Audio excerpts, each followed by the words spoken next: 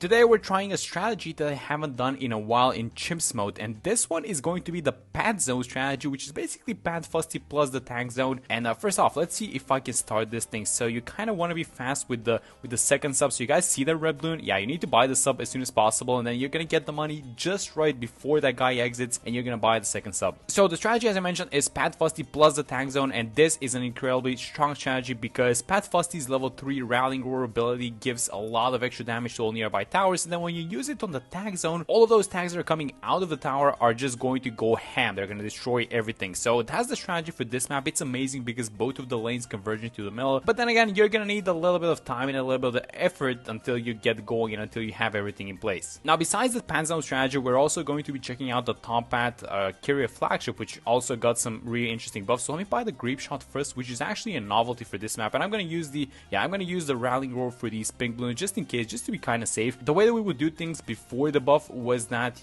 the 502 was the bear cross pad. Now with all of these extra new grapes that the small planes are shooting, I think that the 420 and the 520 might be a little bit better, so I kind of want to check these guys out as well. So we're going to go like this, and then I'm going to buy the double shot, and then we need to kind of chill with the spending because we're going to have a cam balloon on round 24, and so that was kind of one of the advantages of the previous strategy, right? So you can just go for the bottom pad, you don't need to worry about camo balloons, but now we kind of need to get the camo from the sub. So let's go like this. And so far these guys are holding on, but the submergence support is a little bit more expensive than it used to be. It was 540, now it's 755, so it's gonna take a while. So we need to buy as soon as possible because the camo is gonna come out from the top, I think, because that's kind of the primary track. Yeah, there we go. All right, so let me go like this. Let me get the twin guns, and then the I think I'm just gonna keep it as a 201, and then this guy needs to go into the submergence support as well because one of these guys is just not gonna be enough because camos are gonna be coming out from both sides. So we kind of want to have it like this, and then I want to buy the twin guns because of the faster pulse rate, because we're gonna have yellow balloons. Okay, so 35 is going to have some rainbows, so as long as we deal with the rainbows, we're going to get the money for the destroyer. So they're coming out right now. We're going to need some DPS. The DPS effect from the hot shots is really nice, but if anything leaks, oh, we're actually leaking. Okay, so for the rainbows, I'm going to use Pat's Rallying Roar, I guess. We are probably not going to need it, honestly, for 36 if we have the money for the destroyer, which we will. So let me just use the ability like this. And then this should be, oh yeah, look at that. That's not even close, man. Come on, this thing does so much extra damage. And now I'm just spamming this thing. Yes, finally. And now look at the damage from this thing. Look at the destroyer go. We did not used to have this thing, so we used to go for the 302 destroyer, which is also really nice.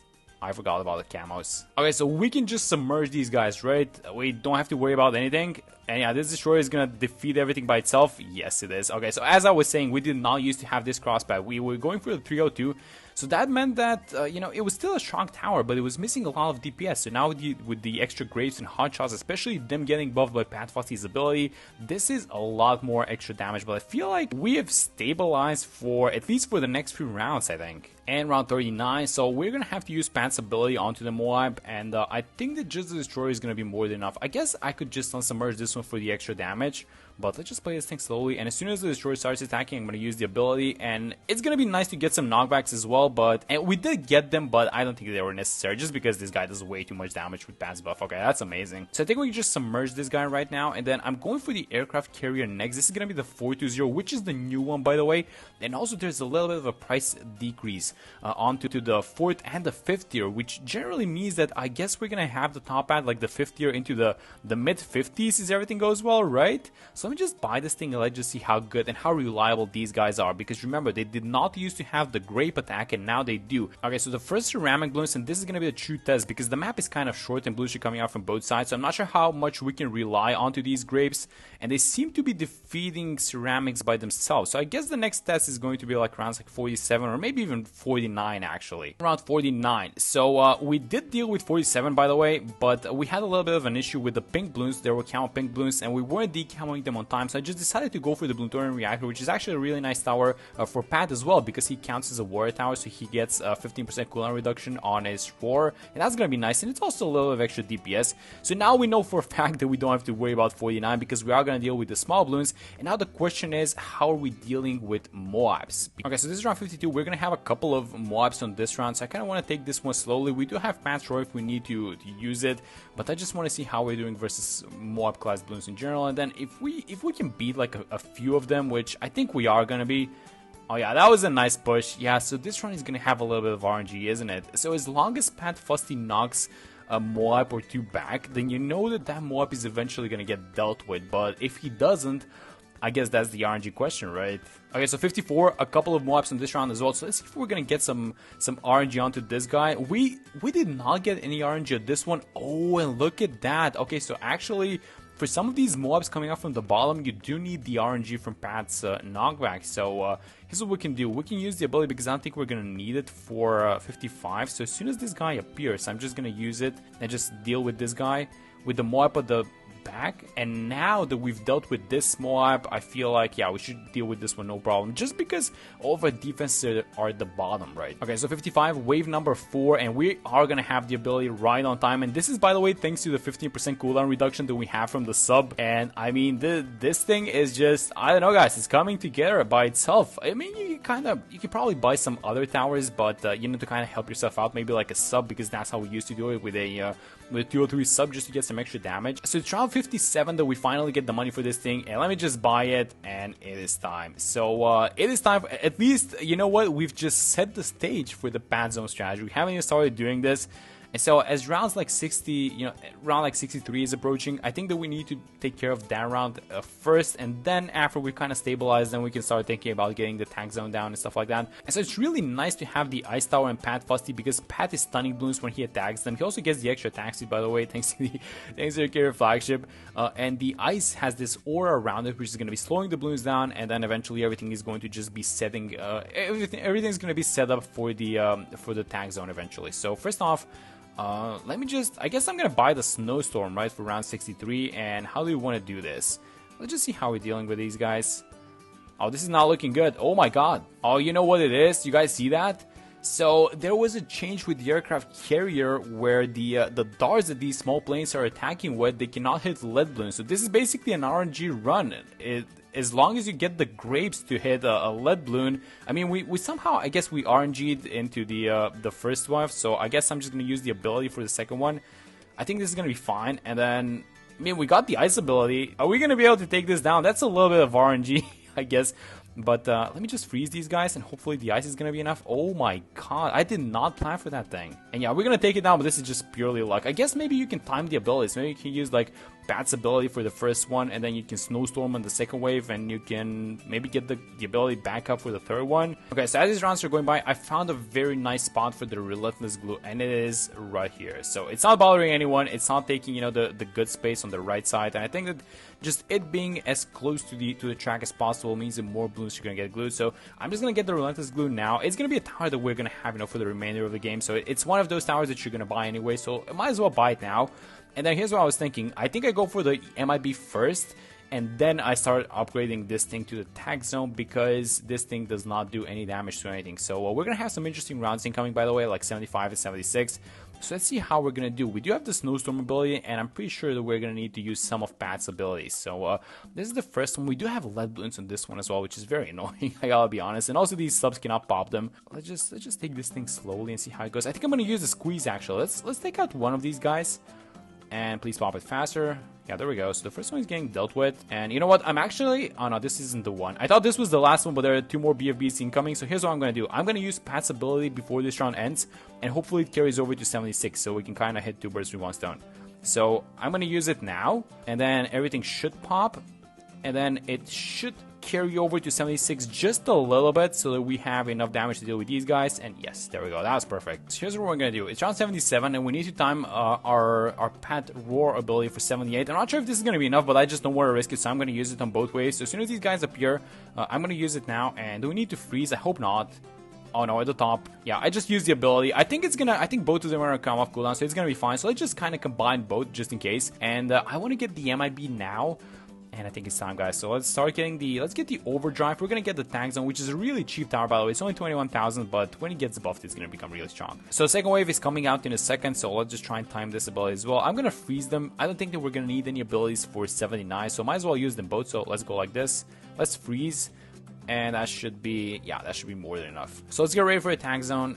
I'm just spamming the button. We don't seem to need any additional help. I'm gonna be honest. We seem to be dealing with everything. We have a lot of stuns now, especially a stun that we didn't have before. There's the tank zone, by the way. And so what's happening is that we're stunning the balloons, so we're just keeping them in place or pushing them back in so many ways that this is just the kill zone in which everything is just gonna get stunned or slowed inside. So you have the ice ability, you have the relentless glue, which is also stunning balloons by a little bit, and then also Pat's attack stuns the balloons and can also knock them back. So basically, this is whatever balloon enters this area, that thing is probably not coming out. As long as you time your abilities, that's a small little caveat for later on. All right, so a small trick that we can do with the buffing of the tag zone with an alchemist. There are a lot of towers. We have an alchemist here on the right side, but there are a lot of towers, so the buff is not going to reach it. But you can also have it like this, because the alchemist does not care about the vision. It can see anywhere. So if we go like this, a 420, this is, yes, that's perfect. And I think it's only the tag that it affects, right? It's not buffing anything else. So this is gonna be like a private alchemist. It's just one tower. That's exactly how you want to have it. And we do have 6.8k, so let me try and have a village. I do want to have a 300 village. I'm just gonna keep it as a 300. Actually, you know what, I might as well do this. Maybe you want to get the discounts and then get the primary training. Yes, there we go. So we got the primary training buff. This is just +1 pierce. I think I mentioned this, but it goes a really long way with a tower like the tank zone. And I also got the discount because I do want to buy some other towers here as well. It seems like after the small hiccups that we had in the mid game, we've actually stabilized and things are going really well so far. So this strategy is holding on by itself very well. I still haven't even used the rally roar, by the way, onto the tank zone. Does it even reach? Because Pat is kind of far, right? It does reach, right? Because if it doesn't, we have a huge problem. Let me just test it. Let me just use it. And okay, it reaches. That's fine. And so we have some ZMGs at the bottom. So I'm actually going to use the big squeeze just because that's because I want to use it. I don't think I've gotten to use it that much in this run. So let me just kind of use it. It's also a really fast cooldown, and we don't need to use the rallying roar yet, right? No, these guys are way too good. I mean, come on, what is even happening? Okay, 94. This might be the round, actually the first round to which we might have to use the rallying roar. So I'm actually going to do that as soon as these ZMGs come a little bit closer. Like now, maybe? Yeah, let's use the rallying roar and just watch these guys disappear. This is going to be a lot of damage that this tank zone is doing. And yeah, you guys can see, as long as anything enters into this small little area, yeah, nothing is coming out. So that was the entirety of round 94. This is only going to get crazier because we have $30,000 and we have so much help that we can give this tank zone. Like, for example, through a Sabo, which we might need for this round. So I still haven't bought the Sabo, and I don't plan on buying it unless we lose on this round. So let's just watch what's gonna happen versus these DDs in a second. So I'm not clicking anything, I'm just letting the tank zone attack, and I think that the relentless glue stun is more than enough to deal with everything. Is it? I'm not clicking any button. I mean, we could use the rallying roar or the snowstorm ability, but it doesn't seem to be necessary, right?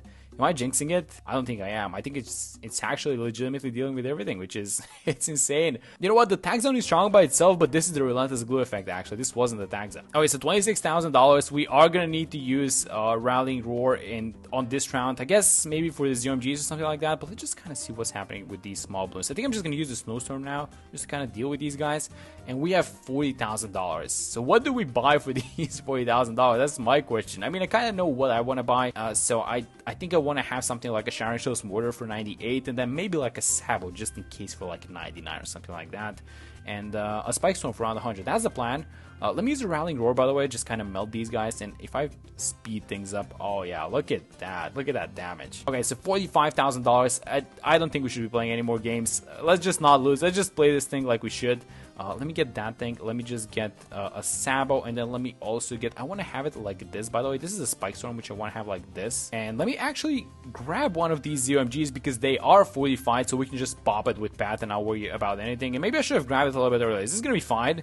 We can also buy, oh, you know what? Let's use the discount on this village. So I bought the discount, but I haven't bought a single tower inside of it. So let's go like this. Let me actually buy 204 boomerangs. Actually really nice in games like this, and especially paired with the glue. So let me just buy like 2 of them.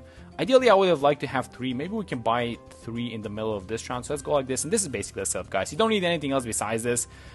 And then we need to, oh, actually, I need to micro the mortar for this round. So let's go like this. Let's go up and down, just to kind of deal with these 45 BFBs. That's where the majority of the RBE for this round is. And as soon as you remove all the 45, you're basically getting like, look at this thing. It has 80,000 pops, and it's only by removing the 45 properties. So let's go like this. Let's freeze these guys. Let me use the rallying roar, And if I speed things up just a little bit, yeah, these guys are gonna evaporate. Let me buy the last more press. And yeah, come on, guys, this isn't even funny. Look at how good this thing is. And we do get to keep the Sabo, which is really important. Okay, so round 99, we do have some money. Let's use the Sabo for these 45 DDTs just in case. And we don't have the Rallying Roar, but I think that's gonna be fine. We are gonna have it around 100, which is really important. And then what else do we want to do? I mean, maybe if I can fit like one more Spike Factory. Do we even need it? I don't think so. Let's just go like this. We have 9.8k, so if we need to restart, we will.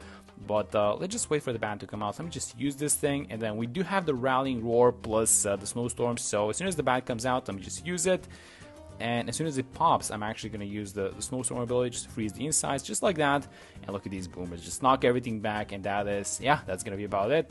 That is Flooded Valley on Chimps mode with Pad Zone, which is just such an amazing strategy. Let me just hit review map for a second. This thing is 524,000, but keep in mind we bought it like the 80s or something like that. It was around 82 when we got it. So I think the most amount of pops are going to be on the carrier. Yeah, so it's 1.1 million pops onto this thing. And obviously this thing was also getting buffed by Pad Fusty, which is really interesting combo. And yeah, that is the Pad Zone strategy. As soon as anything enters inside of this radius, which is kind of our kill zone, all these slows, all these stuns, the knockbacks, everything just goes to work. And then you just use the Rallying Roar ability, and yeah, everything pops.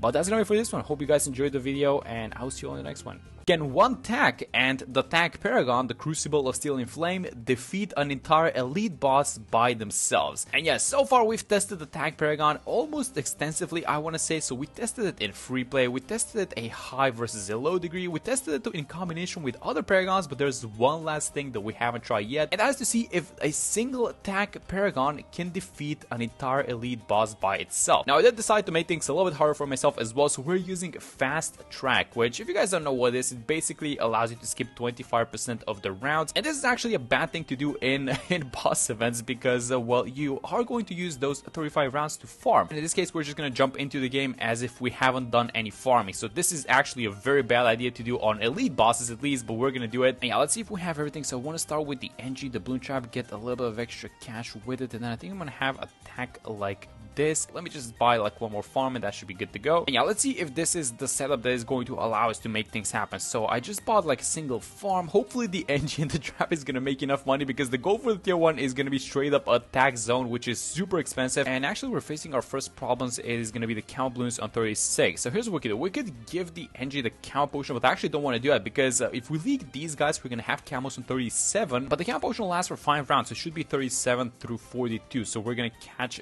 the camos on 42 with that one potion. So yeah, trying to like, you know, get a little bit ahead of the curve, you can say it like that. So let's go like this. Actually, let's get a bigger radius, and if I can fit this is gonna be, yes, barely. Let's get this one as well. I think I'm gonna try and go for a 0-2-3 on this one, and then we're out of time, guys. This is not looking good. All right, so let's go like this. I guess with the trap, make it more in the center. Is a Tack zone gonna happen? I am not sure because we have some cash stored into these guys, right? It's like 4k each, so if we sell them as like 12k, but we need to make a lot of money as well. And I hope though, because we have the Jerry's Fire, I think that's gonna help out a little bit. And the count potion that we placed on 37 is gonna come in handy right now. Wait a minute, why is this not, where's the count potion? Yeah, I place it. Oh my god, let me go like this. Wait, what am I missing? Isn't it 5 rounds? Oh, wait a minute, you know what it is? It's 5 rounds, but it counts 37 as well, right? So it's 37, 8, 9, 40, and 41. All right, so Bluenerus is taking the turn. So here's what we need to do. First off, junglers, make sure we don't upgrade to a primary training because I want this guy to be a Minneapolis eventually. That's gonna be kind of in the future, I want to say, but yeah, it's gonna be a Minneapolis. But I want to get an Alchemist, and if I can get the Alchemist like here so that it only buffs the Tack zone, keep it as a 320. This thing is a little bit too expensive for me right now.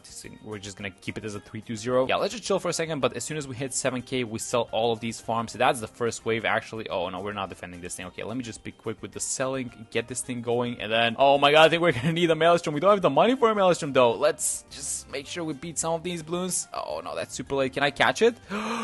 I think I actually got it. That is amazing. All right.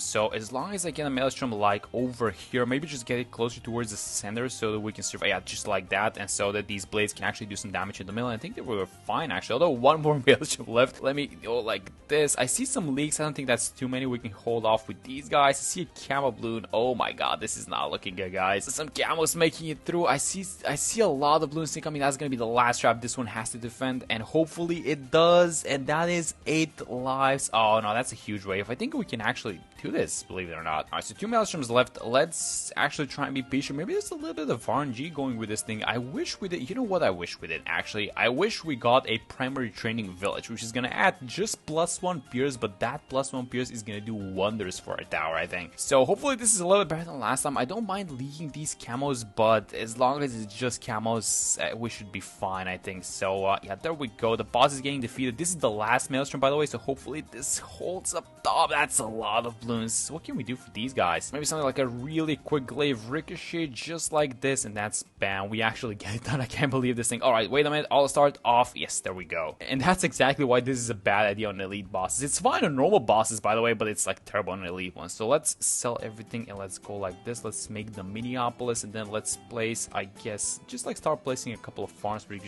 just gonna spam a bunch of marketplaces. This is why I don't do fast track. Although, you know what? Even though fast track is kind of, you know, I want to say griefing us a little bit at this point, I am super happy that I bought fast track. I'm actually getting so much mileage out of fast track. I didn't even expect it's gonna be that useful. You know, at first when I was thinking about it, I was like, okay, so what does this thing do? I'm gonna use it to black border stuff faster, but that's not exactly true. So I normally use it on normal bosses because they're weaker. I use it when I'm grinding collection events, actually, because you finish the map a lot faster. It also helps a lot if you're trying to do the golden balloon achievement. Actually, skip the first 29 rounds on Impossible mode, so you're essentially only missing like 1 golden balloon, which is absolutely nothing. And then just obviously, you know, like black border and stuff in maps. That's also super helpful. Right, so one of the mobs is gonna pop, so let me move the trap like this. I think I'm gonna catch a huge chunk of those guys. There we go. That was really good. We need about 5k for the next central market. Let me actually reset the trap like this. Oh, that was absolutely perfect. Oh, look at this thing. Now this guy's gonna pop in the range of the trap, right? Oh my god, that is amazing. Okay, so get the central market. I think it might be time actually for, oh, wait a minute. One of the Jerry's fires expired, so let's go like this. And I think I'm gonna go for something like the Tack sprayer. Let's give the fertilizer to this guy as well. And how are we doing? Are we leaking balloons? That's the most important thing, because our defenses are pretty weak. We can go for the overdrive, but I really don't want to spend these $3,000 at this point. So one more central market. Let's get the fertilizer going on this guy, and then as soon as this round ends, this guy is gonna run out of fertilizer, so let's make sure we place it onto it. So just be on top of things, guys. That's the most important thing. As soon as we get our farming back, I think that we're gonna be fine. Does this make sense? Here's what I want to do. We know that the previous one suffered from the lack of pierce, so let's try like this. I'm gonna buy an entire new village just for the primary train, just a +1 pierce. Let me have an alchemist like this in the range of both discounts. This is gonna be a 420, so going a little bit harder this time. And then I also want to buy a couple of small alchemists to do something called AMD stacking, because you can stack the AMD buff on basically whatever tower you're trying to buff, up to 40 stacks, I think it was at one time. And yeah, a couple of these alchemists, they are in the range of the discount, so that's really nice. And now as soon as we buy the Tack zone, we're gonna overclock. I'm gonna give it all the Jerry's buffs, and hopefully this is gonna be enough for the tier 2. So yeah, this is yeah, we're just coming back from the brink of defeat, guys. And the boss is coming back, so only 2 skulls procced so far, which is not exactly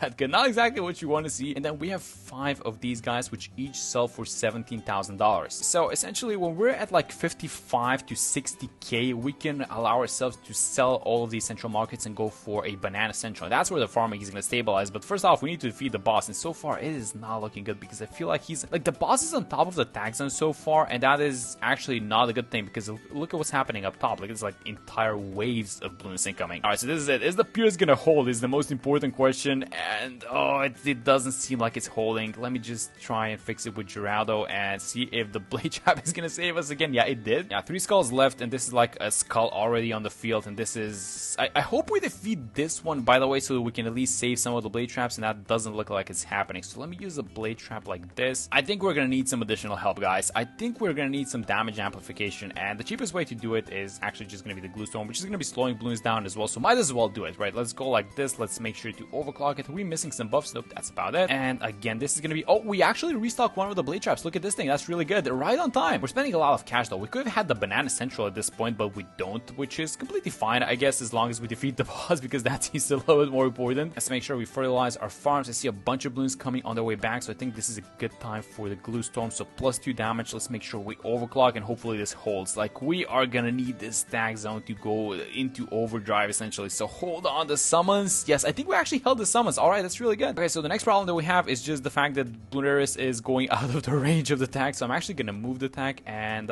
wait a minute, is the skull actually gonna proc? Oh, I think it is. Okay, that's really good. Okay, so that's really good. So let's keep the Tack like this. Let's defeat all of these summons, and then we're gonna move the Tack. That is actually amazing. Let me overclock. We also need to like sell these farms as soon as possible. Let's do all the things at once. This is like super messy, but let's sell the farms. Let's go like this. Let me buy the banana central. I'm gonna buy the faster darts and the faster firing because this is gonna improve the blowback rate onto the heli, and I'm actually gonna micro the heli because there's gonna be a huge wave of balloons incoming. So let's see if we have everything. Yeah, we have the sharpening stone. I'm gonna place this thing in the middle of the blade trap. I'm gonna use the glue storm, and as long as we defeat these guys, we're completely fine, and I think we're doing it. Yes, that's amazing. All right, so let's move the Tack like this on the side, and is this gonna be enough? Finally, I think it actually will be, guys. Let's also you know what we could do, we probably don't need the overclock on the Tack anymore, so we can just switch the overclock to the banana central. But yes, we actually do take down tier 2 around 71. No, we don't have that much time to farm. All right, so let's get to work. So first off, overclock this guy, the banana central. Let me get a tech bond, which we're gonna hook up to the engine so we don't have to do it manually. Then it's just gonna be a bunch of 420 farms. Let's also make sure we don't forget to buy like the other 50s because I usually forget to buy those guys. And here's what we're gonna do. We're actually gonna rebuy the overdrive. I'm gonna sell the Tack zone. An overdrive is just completely fine by itself. Make sure we sell the glue storm, and then with the help of Geraldo buffs, we should be actually fine until the next tier of boss. So let's just focus up on farming. I think that's gonna be the primary goal. And here it comes, guys, round 79. So look at the setup. So we just got the banana central and then just a couple of 420 farms, not too much cash to show for 32,000, but thankfully Bluenerus is kind of slow-ish, so maybe we're gonna make enough money before like he makes the turn to save up for the Tack Paragon. I don't know how this thing is gonna go, but we need to buy the other tier 5, so might as well get started onto those guys. Go like this, buy the super maelstrom as well, and then 200,000. I feel like a degree 1 is gonna be completely fine for the tier 1, and then we're gonna go, you know, we're gonna amp things up for the next ones. I don't know, guys, this is gonna get close. 150k, but we need the rounds to end a little bit earlier. So I set the meteor to strong, so it targets, you know, like these mob class boons, so that we can end the rounds and we actually get the money, because this income is round based, right? So you kind of need to pop the rounds a little faster. And Bluenerus is right on top of our tax. We need to get the money right now. So that is 83 about to end, and I think we're actually gonna have it. This is like absolutely perfect. Look at this thing, Bluenerus on top of the tax zone. Bam! This is gonna be like a degree 1, but that's completely fine. We don't need any. Oh, it's a degree 2, guys. Look at this.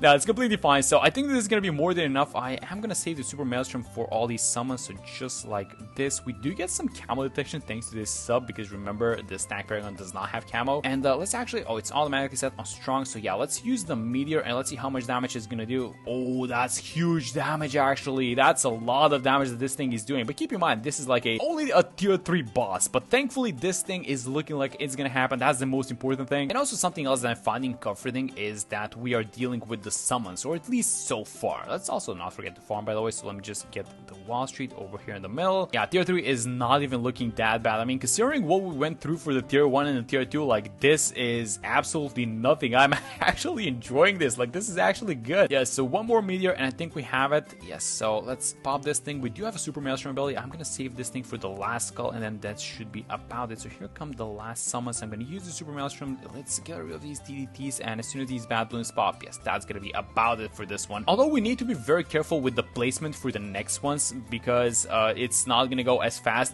as this one. So yeah, I'm probably gonna have the Tack like somewhere in the middle, like where the Wall Street is later down the line for like this tier 4 and the tier 5s. But so far, I'm just thankful that we defeated this thing on time. All right, so let's get to just placing a bunch of, I think we're gonna start with Paragon Power Torrents. Actually, let's get as high of a degree as possible for the tier 4. All right, so here comes the tier 4, and I'm actually gonna rebuy the Paragon like right here in the middle. So we're not gonna be doing the small sacrificial towers, at least not for this one, because we have a bunch of Paragon Power Torrents. So let's just go like this. Let's see what degree we get. This should be, by the way, more than enough for the tier 4. There we go. It's 35. Yeah, that should be fine. So let's click start, and let's actually not forget to place these Paragon Power Torrents for the tier 5. And then on the next one, we're gonna be doing everything. So a bunch of sacrificial towers, a bunch of damage amplifiers. I'm even gonna buy the Boomerang Paragon, which, if you guys know, it gives a 10% attack speed boost to all primary Paragons, which is gonna include this one as well. So a lot of small like things that we can do to make this thing happen, but let's actually make sure we get there. So let me use the meteor and see how much damage it does. Yeah, see, the damage is, you know, a little bit muted when it comes to the, at least in comparison, you know, with the tier 3 and how much damage just like a degree 2 Paragon did to it. Yeah, definitely. Oh, look at this thing. So 45 bats are actually surviving through one maelstrom. So we're gonna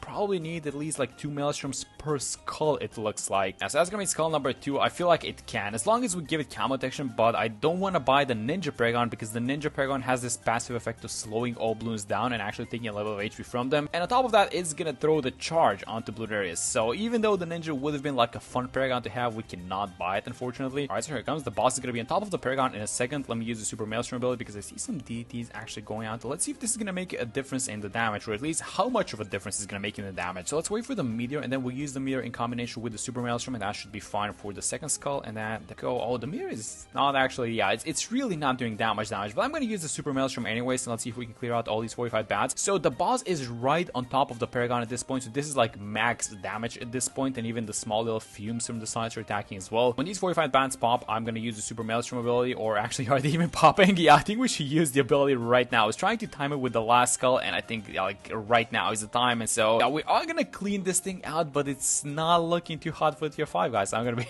honest, it's really not looking too hot for it, unless we get like a ridiculous degree, which we're gonna get a high degree for sure, but I don't know, it's like around 110, and I expected the tier 4 to be a little bit better versus this one. So yeah, so there goes the boss. We defeated tier 4. Let's use both abilities, and yeah, let's just keep placing these Paragon power totems, and let's see what we can do versus the tier 5 and the final one. Alright, so 119 is done, and that means only the tier 5 left. So let me sell all these farms, see how much money we're gonna end up with. Alright, so about 3 million, give or take. So let's place all these sacrificial tags, and then we're gonna put all the money possible and see what's the degree we're gonna get. And that should be about it, guys. Alright, so this is gonna be the final one. Let's get the Crucible, a Steel Flame, max amount of money, a bunch of Paragon power totems. Hopefully, like, this is over 70, and it's gonna be 76. That's really good, actually. Okay, I'm super happy with that. Let's buy an Archmage for detection, and then let's also buy a Boomer Paragon here on the side for the 10% extra attack speed to all of these primary Paragons. So let's go like this, make sure it doesn't take away any pops. Go like this with the Boomer. Only a degree 1 is necessary, by the way. And then, I don't know, maybe like a couple of Shimmer Wizards here on the side, just so we decamo the DDTs, and I think that is gonna be about it, guys. I think we can sell Juralo at this point. Let me also buy these damage amplification towers, so go like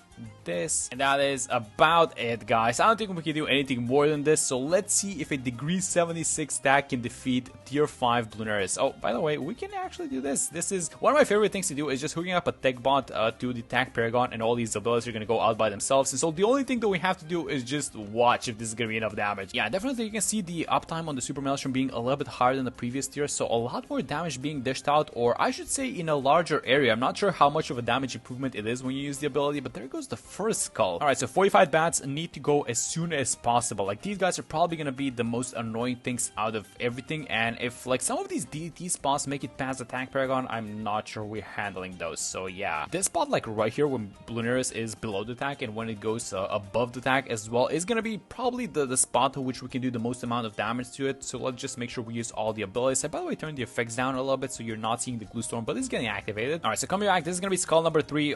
So far, not looking good, honestly. Maybe we can find a different spot for the Tack Paragon, like here where the Archmage is, in this like small intersection. But let's actually see if this is gonna happen, because Bloonerius is coming up to the best spot to get damage at this point. So let's make sure we use all of our abilities. All the damage amplification towers are working, and this is pretty much as much as you can do, guys. I mean, short of getting like a higher degree on the Paragon, this is pretty much all you can do, you know, versus Bloonerius. Bloonerius is like the beefiest of all the bosses. This is probably at the final stretch. I wish that we could move Paragons using the Chinook, but since we cannot do that, this is just not gonna work. Yeah, these balloons, these 45 bats are actually making it all the way through, and yeah, since we cannot move Paragons using the Chinook, this is probably gonna be, I mean, I see the Super Maelstrom ability going off. I'm gonna use the Glue Storm as well, and yeah, look at this thing, you cannot move Paragons with the Chinook, so yeah, this is not gonna work, because these guys at the bottom are actually gonna leak. Would this have been enough damage, actually? Just, I'm kind of curious at this point. Would this have been enough damage to defeat the boss? What if we place a Tack Paragon over here, though? This is a super good spot for it, so let's see if it's gonna make any difference. So let's see how much of a difference this is gonna make, and then I do have an idea which is a little bit out there, but I'm gonna try it anyways, and that is to actually sell this Paragon,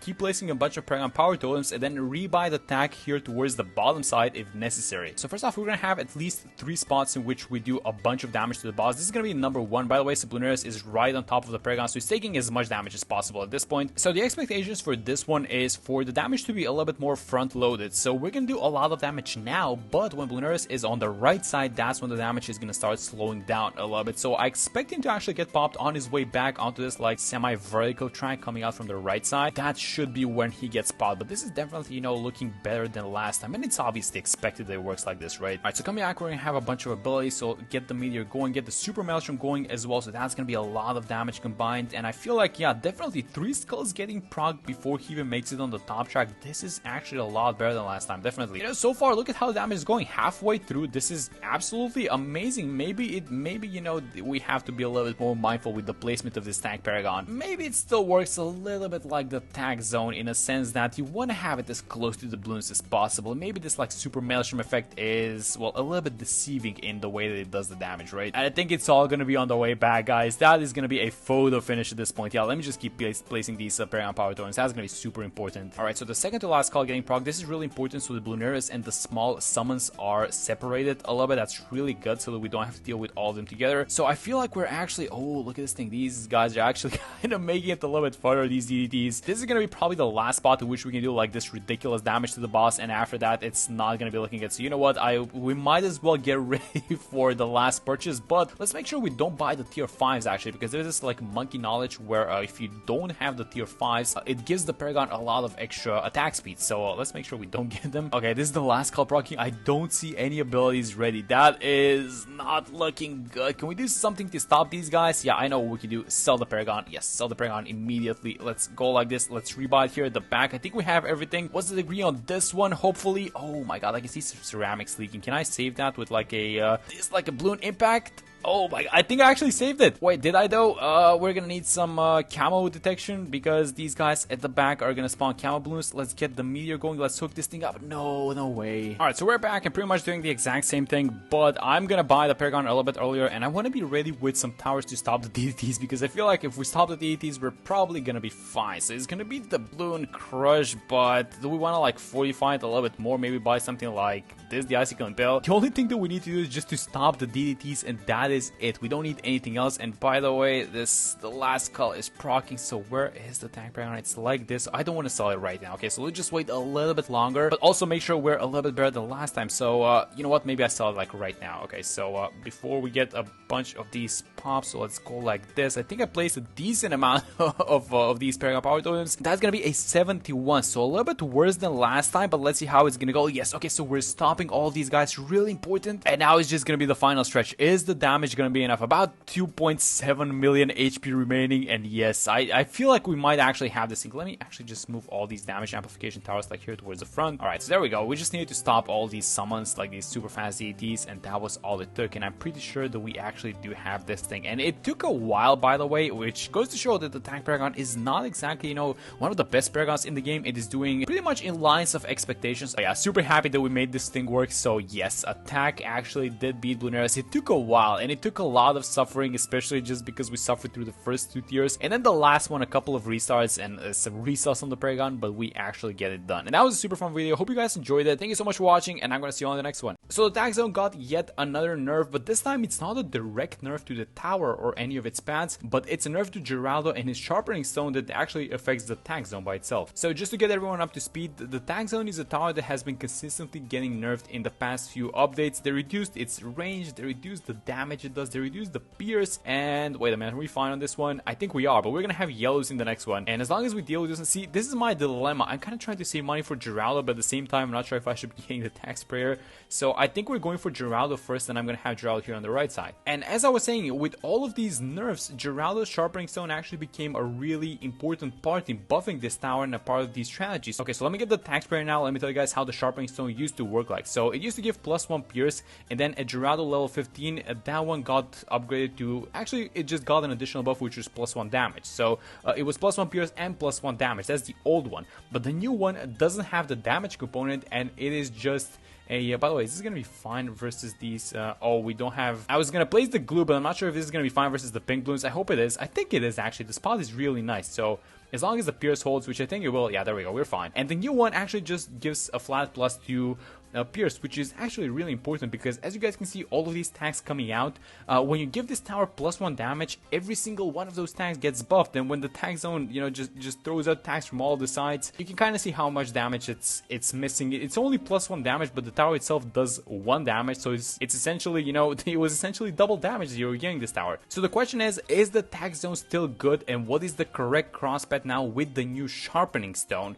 So today I'm gonna go for the top crosspath. Oh, we leaked a little bit, but I played Geraldo like this, so he is gonna pick up. He's not gonna take up too many of these pops. I also wanted to kind of, I don't know, if we can get the 2 mega pops thingy, then I guess it's gonna be fine, but we're not exactly aiming for it. Just trying to see what's the better crosspath for this thing, and I think that the top cross makes a little bit more sense with the new Geraldo Sharpening Stone, because the top path gives attack speed, but it's missing pierce. So I feel like this is probably the way to go, right? Okay, so this is the most important round, and if we can get to 3400, actually that probably might not be a good idea because there's nothing to deal with the lead balloons. So even though we have the money, I think I shouldn't be buying the overdrive, but let's see if this is gonna defend. I think it will. Oh yeah, it's defending it, no problem.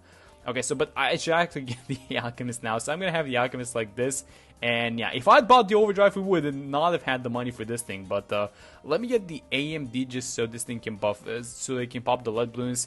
And yeah, we're off. And this Sharpening Stone nerf is actually so significant that you might say it's just +1 damage, but that +1 damage now affects strategies like, for example, the 032 Robo Monkey spam, and also the Elite Sniper one, actually, which was a really interesting strategy that I used to do a lot. And these guys are they're just not working the same way. That it's just not how it used to be. And this thing does not have the Sharpening Stone now, and the Moab is about to come out, so I'm actually not gonna give it the Sharpening Stone, and I want to see if it's gonna be able to deal with the Moab. And then if we leak, oh, it's not gonna leak. Oh, it actually does leak, and it leaks quite a lot. Okay, so as soon as these guys leak, we're gonna restart, and then I'm gonna give it the Sharpening Stone and see how much of a difference it makes now. So let's go like this. That was a huge leak, by the way, so even if it leaks like this, we're gonna know.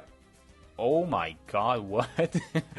Okay, so I'm sorry, but this is just the perfect illustration how much this tower requires pierce.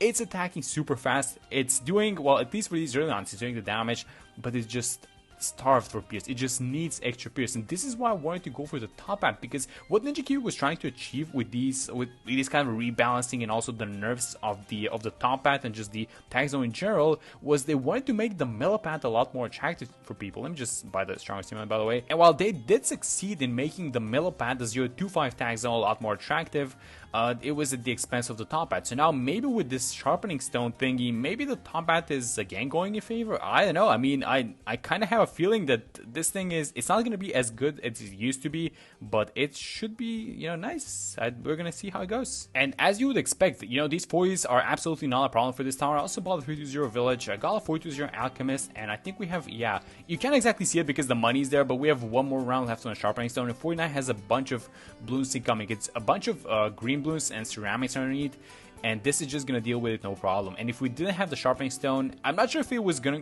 leak because it's a 420 Alchemist and we're giving it +1 pierce from the primary training. It would have been closer, I guess. But yeah, we just deal with these rounds no problem, and I am going to be saving up for the tag zone next. I also kind of wanted to play on this map for one specific reason. Well, we can kind of have this is a very nice spot for a tag zone, by the way, but it's a spot in which after the balloons kind of leak and exit the area of the tag zone, they don't come back. So we could have played on some map like Balance, which is objectively a lot more better than this one, but I felt like this would be the perfect map in which we kind of want to test it. So if it does with the balloons while the balloons are inside of its range, good. If it doesn't, then we know for a fact that it's leaky and it doesn't get a second chance, basically, is what I'm saying. Okay, so the BFBs are arriving, and this is just an overdrive. I'm gonna get the tag zone. It's time. It gets a little bit of extra range, which is really nice. It gets a lot. It shoots a lot of tags, and it's just a stronger tower. So here's what I'm gonna do. I'm also gonna give it the Sharpening Stone. This is the old one, by the way, so we still haven't seen any of these, of these changes to the Sharpening Stone. We're gonna have to wait for Geraldo level 15 for that. I'm really curious about what's gonna happen around 63. This thing, the base tower, did get a lot of extra attack speed, so now the top hat does attack a lot faster, and with the extra pierce, I mean, it should be kind of a nice tower. So let's see how it does versus 63, although I'm really concerned about the lead balloons, because the only way that this thing deals with the lead is with the AMD buff. So unless it pops the lead balloons, a lot of these stacks are going to go underused, and it seems to be dealing with 63 actually perfectly, honestly. Let's just watch the second wave, this second ceramic wave. So as long as there are no lead balloons around it, the tags can freely, they can freely pierce through the ceramic balloons, which is really nice. But if something like that happens, then we're going to lose a lot of DPS. So we're going to have to think about how we deal with the DDTs actually later on. But yeah, this tower is absolutely dealing with everything, it seems like. And I don't think that these balloons, like the mobs, and not even the 45 mobs, are going to be an issue. I mean, it's just a lot of attack speed. And Geraldo is, well, he's not about to hit level 15, but it's going to be kind of close in the next few rounds. But this is 75, and 75 is going to require a lot of PS because there are a lot of BFVs tagged beneath each other. And I haven't given this guy the Sharpening Stone on purpose, just so we can see that this is actually a little bit problematic. Do I want to league these guys? I'm actually going to league them, and we're going to start over with the Sharpening Stone. Okay, so I'm going to give the Sharpening Stone now, and let's let's see how much of a difference +1 Pierce makes for this tower. This is the attack speed one, the 205, so it obviously attacks a lot faster and it requires a lot of Pierce, and look at that thing, guys, this is insane. I have a feeling that the extra +1 Pierce that it gets is actually going to be really nice onto the top pad, right? I mean, did you guys see how much of a difference it makes, not only on 75, but also on round 40 with the Moab, if you remember the overdrive. This tower requires a lot of Pierce, and I feel like this is Geraldo's new sharpening stone might actually be the cure. I do know what's going to be happening in the next few rounds. We have a lot of money, and free play is about to roll out, so we do need to do a couple of things. So first off, I'm going to get the primary mentoring for this tower. If I buy the primary expertise, this thing is going to give it actually some additional Pierce. I think it's +2 Pierce, but it's going to take away a lot of the pops, and we're not going to be able to see how good this tower is. You know what I'm realizing now is that the pickles are a little bit better for the attack zone now, right? Because the way these pickles work is that they give you extra damage, but they take away attack speed. And if we were to give the old sharpening stone, that would have taken the total damage that this thing does to 2. Now with the alchemist to 3, so that means that the pickles don't do anything. If you give the pickles to a attack zone that's getting buffed by the sharpening stone and an alchemist. But now that it only has 2 damage, the pickles are actually a net positive. Wait a minute, is this an overall buff now that I think about this? So now we can get +2 Pierce, and we're gonna get the extra damage from the pickles because the pickles didn't do anything. So wait a minute, look at it go with the pickles now. Oh my god, this is just a 420 alchemist, a 420 village, and a sharpening stone and pickles. That's about it. That's all we have with this tower. Okay, 4 ZMGs. It's got the Pierce, the Sharpening Stone, and the Pickles are going to expire in the next round. So this is pretty much the last round, which is going to do this insane damage unless we buff it again.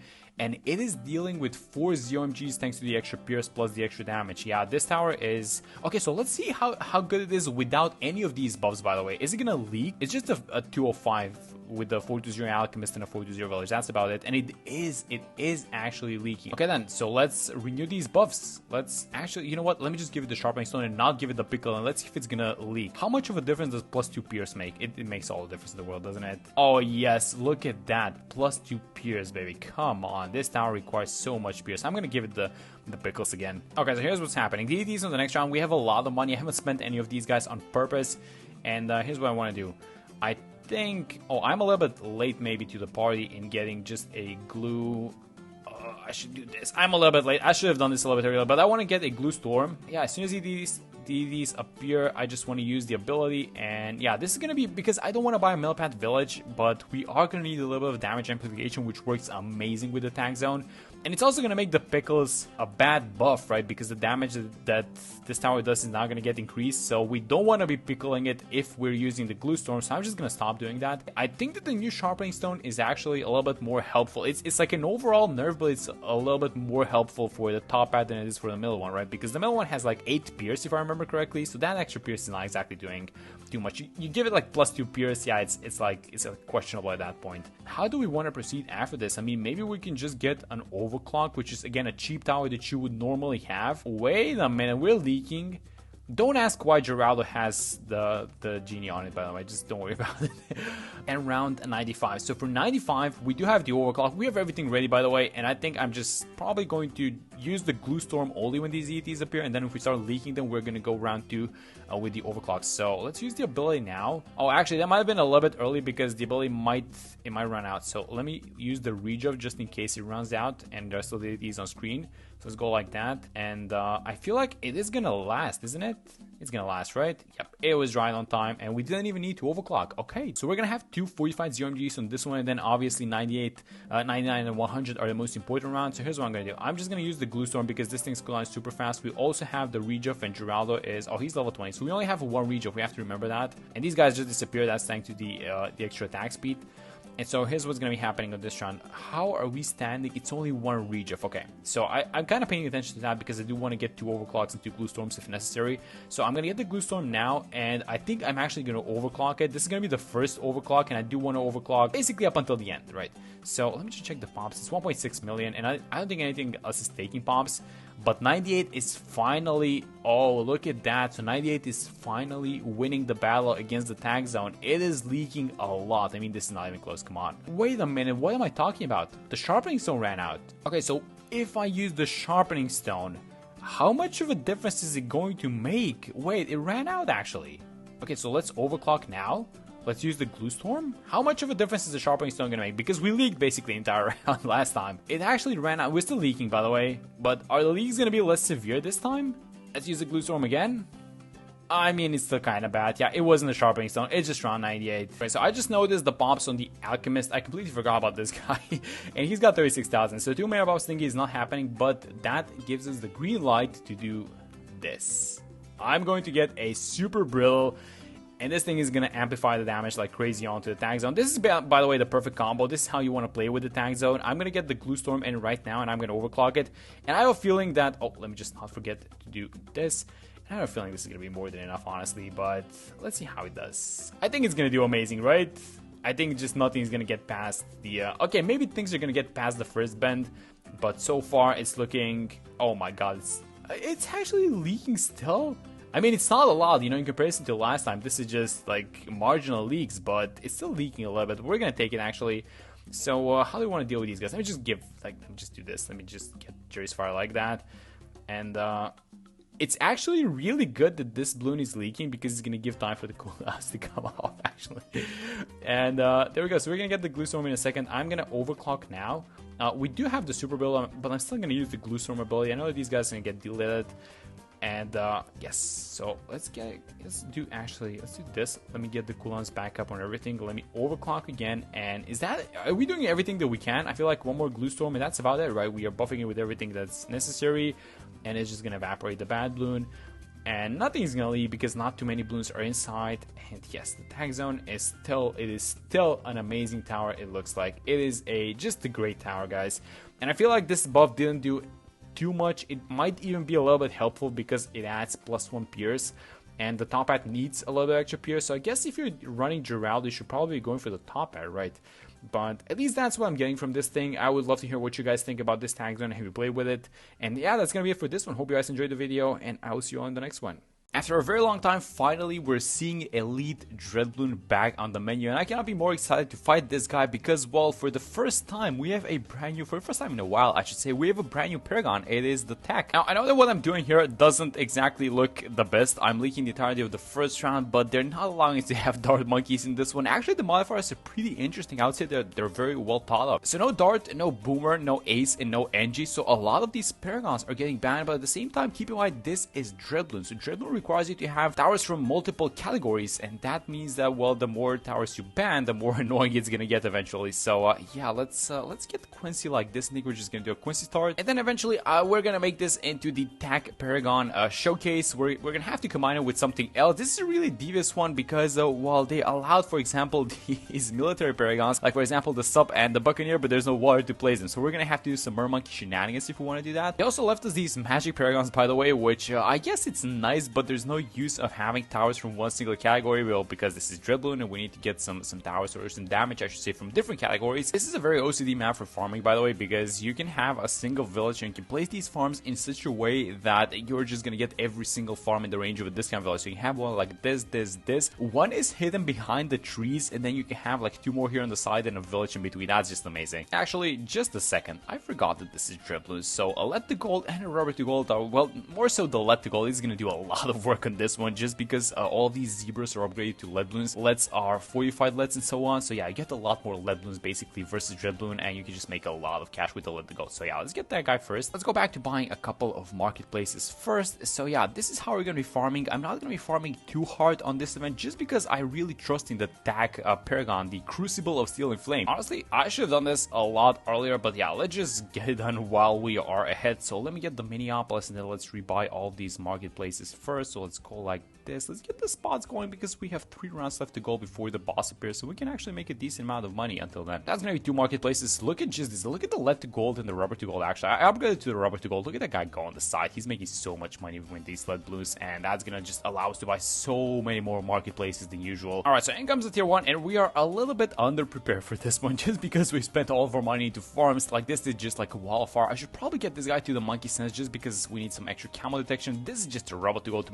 make money. And then look at this guy. He's like a base tag. So let's actually get serious with the defending first. So I think a discount village is going to do wonders like in general in this area. So I'm going to do that. And then I think we start with something like a... Oh, let's just buy it a little bit faster actually. Let's just buy a ninja. Oh, is that too many balloons at the back? Let me just see the lives. I think we're going to survive this thing, but let's make sure we don't leak anymore. Okay, so first things first, I think we're going to start things off with a sticky, just get rid of the primary immunity, and then while this thing is going, I think I'm just going to be going for something like this overdrive, eventually maybe into the tag zone if necessary, but let's just try it with an overdrive. Let me just get a gauge on how much damage we're doing. Let's get an alchemist, have it like this. It's going to be a 320 eventually to the 420, and bam, there goes the primary immunity. So yeah, the overdrive is actually doing a decent amount of work. I should probably lean into this thing a little bit harder. So let's get the stronger stim, and then, oh wait a minute, it's not going to be the boss though. It's going to be the rock balloons that are going to be a problem. Oh my god, I completely forgot about these menaces. Okay, so let's I think I'm going to have like an brilliant ice like this, 420. Everyone's in the discount village, which is amazing. Now that's a lot of these guys actually. Look at all these rock balloons. I'm pretty sure that we overdid it a little bit. Yeah, we overdid it a little bit with these rock balloons. So yeah, let's actually restart from round 40 and let's go for the tag zone instead. All right, let's switch things up a little bit. Let's get the discount village. I think I'm going to be switching the places of these two guys actually. So let me get the wizard like this, and then we're going to go into the tag, and also we need to get the ninja as soon as possible. I really like the ninja for the first immunity. I think the tag zone is going to be able to handle everything afterwards. So sticky ninja now, and then when the ninja is done, I think I'm even going to sell a couple of farms, honestly. Let's just go like this, get ready for the overdrive, and then eventually the tag zone. Let's just keep making money. I really like having this guy, by the way, the rubber to gold, and the let the gold more so, I think. All right, so let's go like this. Let's buy the village as well. Give these guys a little bit of extra attack speed. I think now is the time. Or at least let's wait for these rock balloons to make it on the other side, and then I'm gonna go for the tag zone. Hopefully we don't have to sell like 3 of these guys. Maybe if we can sell 2, that's gonna be fine. So go bam bam, there we go, 19,000 for the tag zone, and yes, that's so much better than last time. All right, so Dreadballion's approaching the tag zone, and I think, well, since we have the magic community, there's only one left after this one. We're just gonna sell it. Let's just have an embroilment ice like this. This is just gonna be like a 420 ice, which is more than enough for this. Let me just keep buying these farms so we get the cash going, and now this should be, well, not even close, I'm pretty sure. Let me just place one more farm and let's just watch the HP. Oh yeah, this guy's getting melted. Yeah, that's what we're supposed to do the first time. We need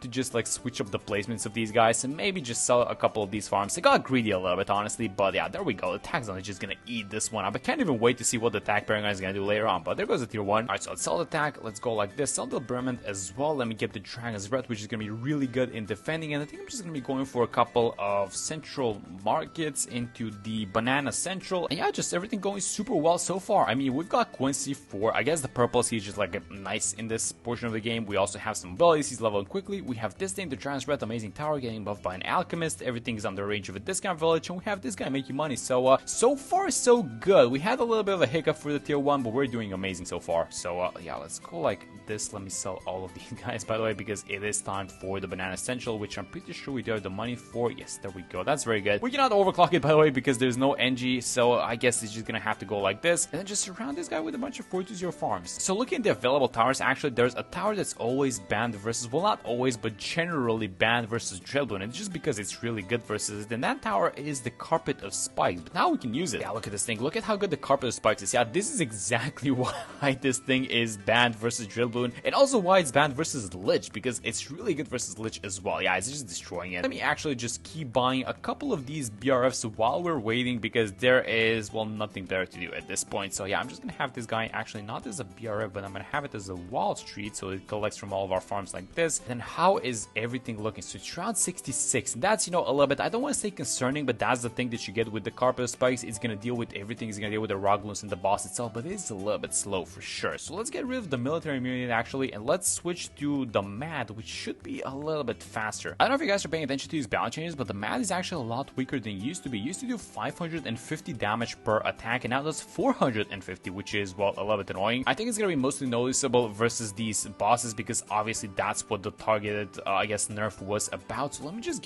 let's see if we can notice the difference. So I mean, 550 to 450, I don't know, guys, it should be a little bit slower than usual is what I'm saying. And let's just use the ability, because our defense versus these small balloons is actually not that good. Thankfully we have a lot of lives, but we have to do something about these guys. I even managed to sneak in this guy, by the way, under the range of the discount village, under the range of the village in general, and just the alchemist. So we are getting the buffs, but we're just not defending the small balloons, and I think it's time for this guy to go, the wizard. So yeah, let's go like this. Let me get the overdrive. Oh, we popped the boss. It's really nice. And I think after we clear out these small balloons, let me just I'm gonna sell the mat, and we're gonna defend with the tag zone, which eventually I want to make into the tag paragon for the tier 3. So there we go. Let's sell the map, get a bunch of cash back, and let's go back to farming now. Alright, so approaching tier 3, I was not yet able to fill the entire map with banana farms, but that's because we're saving money. So we're going for the Tack paragon, which is really expensive, but we need to get rid of the primary immunity first. And the way that I wanted to do that was actually by using the super mice, which are just amazing versus bosses in general. Yeah, they actually let us use these guys, so that's exactly what I'm going to be doing. This is again in the range of the village, so a little bit of extra attack speed, a little extra attack speed from the alchemist. I would have loved to have an engineer to overclock it, but we only really need this thing for like the primary immunity, so I think it's gonna be fine. Let me just also start getting ready for the Tack paragon for the first time, actually the second time ever, because I used it onto the normal boss as well. Now, a really good thing about these Tacks in general is that, well, you want to have like these upgrades which also get considered, you know, in the paragon formula, and then you get a higher degree, right? Well, a good thing about the Tack is that the upgrades are like cheap in general. So even the tier 1 and the tier 2 upgrades, they're like super cheap. For example, look at this, more Tacks 110, even more Tacks 110. This is like $200 that you spend to get 2 upgrades worth of, I guess, paragon power, which is really nice. I don't know what's better. Is it like the 022 by the way, or the, oh yeah, it's definitely the 022. Okay, that's the easy choice. All right, so you have to go for 022 to get the most out of this thing. That's the most efficient one. And how's the boss looking? Yeah, it looks like the super mines are definitely doing the job. I mean, they're not like, this is not the fastest attacker by the way with the super mines, but they're doing the job, guys. They're gonna get rid of the primary immunity, and while they're doing that, let me just keep buying all of these small upgrades as well. All right, so we got rid of this thing. So finally, I think I'm also gonna get rid of the super mines because we don't need them, and I'm just gonna buy the crucible steel and flame. Just do it like this. This is gonna be like in the 20s, I'm pretty sure, with the paragon degree. Yeah, that's gonna be a 23. Okay, so the tree stump is actually blocking the projectiles a little bit, but what if we use the maelstrom ability? Is it gonna go over the tree stump and start damaging the boss? Let's actually see. Let's just use it. Is this a little bit faster than previously? I'm not exactly sure. All right, so we got rid of the shield, which is really good because Red Bloom becomes a little bit faster when the shield is not on him. And actually, I think we should use the meteor because this thing does a lot of damage. I think it's gonna help us destroy, like, oh my god, what? It's like a sub ability, which it's on a shorter cooldown. What just happened to the skull? That was an entire skull that was just gone. That's ridiculous. All right, let's use the maelstrom ability, I guess. Let's see how much extra damage this is gonna do, or does it do extra damage is my question. I'm not exactly sure. Maybe it's just like a range extender. If the boss is in range, I'm not sure if you need to use it anyways. You know what? I'm just gonna keep using it. That's completely fine. This thing's uptime is like, what was it like? Oh no, it actually depended on the level of the paragon, but we get one more meteor, so I'm gonna use this thing. Let's just finish up this boss. Yeah, this Tack paragon is gonna be amazing going into like the tiers 4 and 5. So let's actually make a lot of cash so we can afford a high degree of this thing. So I actually sold the Tack paragon, and I'm gonna rebuy the Tack zone like this, but I'm also gonna rebuy the other tags at tier 5, so just so we start gathering a little bit of pops. So go like this. I even have like a shimmer wizard here, guys, because well, now these guys have camo detection. Obviously we went for the discount village. At this point, you know what, maybe we just get rid of the shimmer wizard then, and maybe let's just give these guys a little bit of camo detection. Go like this. It's just enough spots so we get the super maelstrom, and yeah, we have the tier 5. So let's farm a little bit of extra cash, and let's see what we can do for the tier 4. All right, so look at how things are going. I think we have to get rid of Quincy because I was planning on having the sub paragon like up here, and I'm not sure if we're gonna have enough space to do that. Maybe we have the Murmuncula here at the bottom. Now we should sell Quincy. Let's just try and fit all these guys here on the top of the tree. So how would this placement go? I'm really trying to be careful with this, by the way, because it's really not a lot of space. We only need 3 subs, guys. So let's go like this. That's gonna be number 1. This is gonna be sub number 2, and yes, that's very good. Okay, so we do get 3 subs. That's really nice. All right, so the setup is ready, but I actually don't know what to do about the tier 4 because I'm gonna do this with the Tack and the sub paragons. But the thing is, we're gonna spend a lot of money, and we're not gonna get like the complete paragons per se. So let's just try and get away with as little of spend as possible for both of these guys. So I think we're just gonna go for something like 100k on the sub paragon. It's gonna be degree 12. That's a really low one, but I think that's gonna be fine. And then I'm gonna get the crucible as well, and let's just put like 100k into this guy as well, because I do plan on selling both of them, and then we're gonna rebuy them as high of a degree as possible later on. Oh yeah, this is so slow actually. Look at this thing. So currently we only have the sub paragon attacking. By the way, it looks really cool because we have it on the Lord of the Abyss, and there's no water space here, so you can actually see the bottom and the submarine part actually, which usually you don't see if it's placed in water. So it actually looks really good. You know what, let's actually test the damage that the meteor does, because so we kind of saw it in the previous one, just delete a skull by itself, but let's see how good it is. It's gonna be a degree 24. Let me just use the ability, and that's all you can see. So the damage is actually not that big now on this one. Let me try to get as much damage as possible before Dribloon escapes the range of the attack and goes away on the other side of the tree stump. I'm just gonna keep using this ability. Should I be hooking this thing up to a take pot or something like that? Let's actually do it for the tier 5. But yeah, so the degrees that we currently have are not exactly the biggest, but they are getting the job done, guys. So let me just launch one more meteor, and then when Dribloon comes to the other side, that's gonna be the last skull, and we're gonna get rid of this one. And then for the tier 5, I'm planning on going as, you know, I'm just gonna sell all of these farms. We're gonna make a lot of money, and we're gonna go as hard as possible with a super high degree in the Tack Paragon as well. So this is gonna be the last one. It's the support one. I think I'm even gonna use the sub ability because we're gonna be selling the sub as well. So why not? I guess let's use the Tack ability while this the sub ability is getting launched. Let's see how much damage this thing is gonna. It's only a degree 12 on the sub Paragon, but look at this thing. All right, so there actually is a difference in the strength of both of these abilities, even though the sub is like a smaller degree. But yeah, so that goes to tier 4, and let's get ready for the tier 5. So first things first, and I know I think it's gonna be like for the second or third time in this game, we're gonna sell the Tack Paragon again. So let's go like this. Let me get the tag zone. Let's sell the sub even. Let me just rebuy all of the other attacks and all the defensive towers, and let's just get ready for the tier 5 boss. All right, so our defenses are not looking that hot versus free play rounds, so I think we need to buy the Tack Paragon like right now. We have the money to max it out, so I'm actually gonna do that. So this is gonna be for the last time in this game. Let's just max it out. It's gonna be $630,000 and $830,000 in total. So let's do it. Let's see what degree that we're gonna get. I think it's 63. That's a huge one. I'm so happy with that thing. Wait, so should we try this thing with 2 Paragons? Actually, I think we should. I'm gonna be honest, but first things first, I think I'm gonna need to sell some of these guys because well, there's not enough space. I wanted to place a boat and I wanted to get the millipede heli. I wanted to pick this thing up and just create the helicopter so we get a bunch more cash back when we're selling these guys, all of these farms. So I think I'm actually gonna do that. And it's gonna be worth it overall, I'm pretty sure. So we're able to keep the Energizer. Let's pick up this thing, the favorite trades. We do like a rough estimation of how much money we're gonna be making. So for example, this farm is in range, I'm pretty sure, the favorite trade boat, and it sells for 22, and this one at the bottom sells for 19.5. Oh my god, that's like 2.5, actually $2,600 that you get per 420 farm. That is insane. That's not even counting like all these 50ers that we have. Okay, so I think I counted 23 420 farms, and if we save 2.6k on each one of them, that is $60,000. This thing is so worth buying. It's insane. All right, let's just get to selling, by the way, because the boss is gonna appear in a second. I do have auto start turned off, so yeah, we're gonna have a little bit of time, but let's just go at it. And let's actually try, guys. Let's try and beat this boss with only 2 Paragons. So, oh, that's the wrong one. So we're gonna need to buy this one. Let's get the other one as well, the sub commander. If I can find a spot like this, I'm gonna put all the money possible into this thing. We have about 450k left over, and that's gonna be a 57. Okay, so can these two defeat the boss? And it's gonna be a Dribbling. Oh, actually, you know what would be nice? A Ninja Paragon, just to kind of, you know, keep up with the Paragon themes, where we have a Paragon giving camo detection. We can also do it with something like a Shimmer, or I was actually just thinking this, the Archmage, because the Shimmer on the Archmage ticks twice as fast as the normal Shimmer, so this is actually a lot more reliable, even though it's like a 50-year, but we can afford it, it's fine. And the Sub Paragon seems to be able to do the thing by itself, and by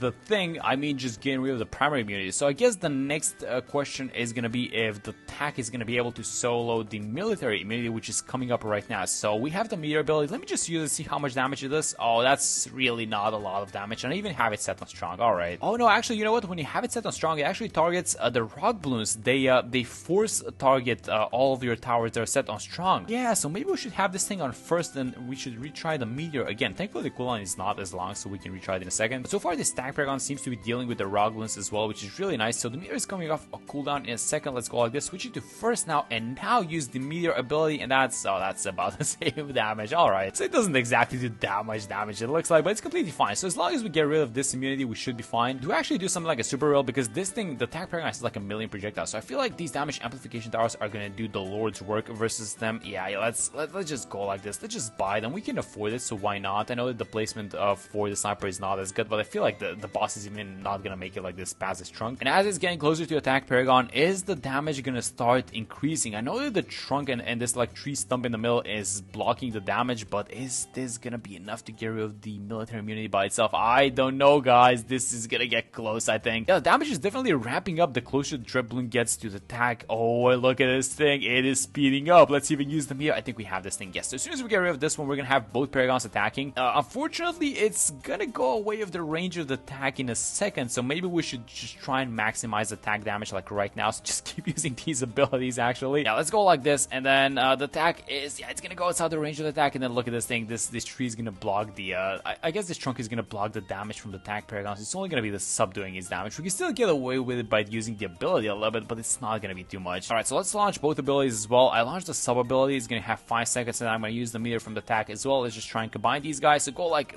this, and then, oh no, I had it set on strong, I'm pretty sure, with the, yeah, it's still set on strong, and the rock balloon kind of absorbed the meter, but that's completely fine. So yeah, the sub Paragon is gonna be able to carry this thing by itself. There we go, that was his boss. So it was a really fun one. 2 Paragons can absolutely do it looks like. And yeah, the Tack Paragon is honestly working as expected, guys. That's about as much damage as I expected it to do for the degree that we had. And I'm just really happy that we have a choice to make with these Paragons now that this thing is kind of on the cheaper side as well, right? It's only 200k. But that's gonna be it for this one. Thank you guys so much for watching the video, and I'm gonna see you on the next one. Chimps rules, impoppable prices, alternate balloon rounds. Is it even possible? Yeah, so this is an amazing mashup actually, which Ninja created to make it into a quest, which is called alternate impoppable. So let's see how we can beat this one. I was thinking how we can do this, so I came up with a strategy, and I was just kind of thinking what is gonna be the most tricky part out of all of these 3 game modes smashed together. Because keep in mind, you cannot make this into like your challenge editor type of thingy, because usually, you know, we can mimic something like the chimps rule. So for example, you don't have to be on chimps mode, but you can, you know, not sell, and then you can set yourself, you know, to have like 1 life, and you can kind of mimic chimps mode in a way, right? It's not gonna be exactly chimps mode, and you can combine it with something like ABR or impoppable. But the thing is, you cannot have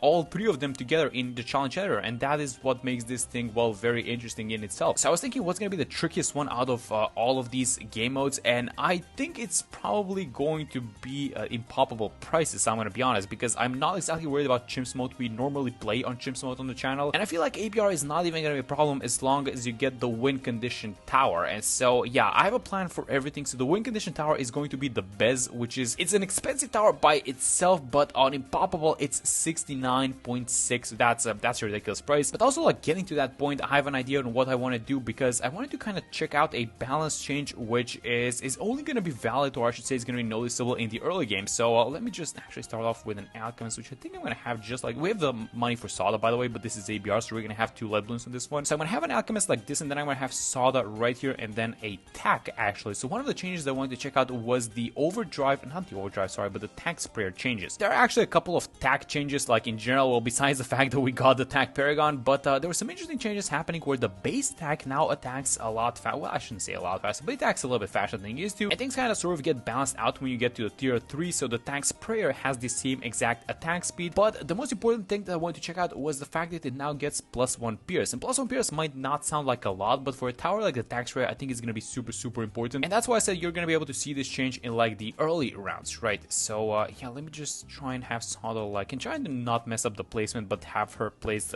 before the end of this round. So maybe like leave a spot towards her right for the Tack. I think this is gonna be fine. Yeah, let me just try and get the Tack as soon as possible, because this is, at the end of the day, still chimps impoppable, which is pretty annoying, and especially with the ABR, I feel like we need to just get the damage going and not waste any time. So I'm gonna go like, let me just find the placement. I think this is gonna be fine. Go like this. Let's go for the Tack sprayer immediately. We're gonna go for the top crossbed, and eventually we're gonna go into the Tack zone, and hopefully the Tack zone with Soda is gonna be able to allow us to save up for the Bez, which is gonna be the win condition for this one. Alright, so we have a choice to make. Is this Alchemist gonna be enough to pop all of these guys? Because if we use the level 3 ability, I'm not sure if it's gonna come up for round 30. So hopefully we can defeat all of these lets with the Alchemist only. It's not looking like it. Yeah, look at this. These guys are regrowing. So maybe we just buy the AMD. I guess that's not gonna be a bad idea. Yeah, let's try it like this. Let me just get the AMD, and let's see how much of a difference this is gonna make. So we only have the AMD currently on the Tack, and is that, oh my god, this is not even, what happened? Yeah, I think just because when you restart all of the monkeys reload their attacks, so I think that was probably one of the reasons why we beat the round so easily. But I guess the AMD is gonna be nice for 30 as well, because we're not gonna be relying on the ability as much. So let's see how we do on this one. Okay, so we got the AMD on Soda. We are popping these guys, but no, we're getting some leaks. Alright, so we're gonna have to restart this one. I think we need to play off of the level 3 ability. Alright, so the AMD distribution is random, by the way. So look at this. We got the AMD on the Tack first, but because it's camel-less, it cannot see them. So that's really good. I think we use the ability now, and then I think it's gonna get this one on the other side as well. There we go. I think that's a lot better than last time. There it is. Alright, so there we go. We're stabilizing a little bit, but I want to buy 2 discount villages actually, and this is because, well, we're gonna be buying a lot of stuff as well, or at least I have planned to buy a lot of stuff. Not sure how it's gonna go in general. So let's have the first village like this, and then hopefully we can have another village on the other side of these pipes. So go like this first. Let me get the monkey commerce, and hopefully all our guys are holding on their own. We're gonna have some camo. Oh, wait a minute. Actually, was that a bad idea buying this village? Wait a minute. Okay, so apparently I bought the village around 34, so we cannot delete this guy, but we can save the money on the monkey business and the monkey commerce upgrades. And the reason why I stopped myself is because 36 is gonna have these rushes of yellow camo balloons actually, and our camo detection is just Soda plus this ninja. Now the ninja is not gonna do anything, so it's just gonna be Soda mainly. So I was thinking of saving a little bit of cash or getting the berserker, but which might prove to be useful, I guess. So let's actually save the money and see how we do on this one. So if Soda deals with these guys, yeah, look at this, she's not dealing dealing with him though, and it's gonna be another rush after this one. Let's try and fix this with the level 3 ability. So go like this, that's gonna be rush number 2. And then what's the third one? Is there like a third rush of these guys? Nope, it's just a couple of ceramics it looks like. Alright, that was very good. Alright, so it turns out that we did deal with him, but you know, just better to be safe than sorry later on, because we're gonna have to restart the whole thing. So let's get the discount village now and then try to have the second one in the range of this one. Alright, so actually this one is not gonna get solid in range. So the one on the right is gonna be our camo village, and the one on the left is gonna be our attack speed village, I think. So let's go like this, get the monkey commerce, and now we can start finally buying some upgrades. Okay, so for the 45 Moab around 40, I think we're gonna start things off with the 320 alchemist.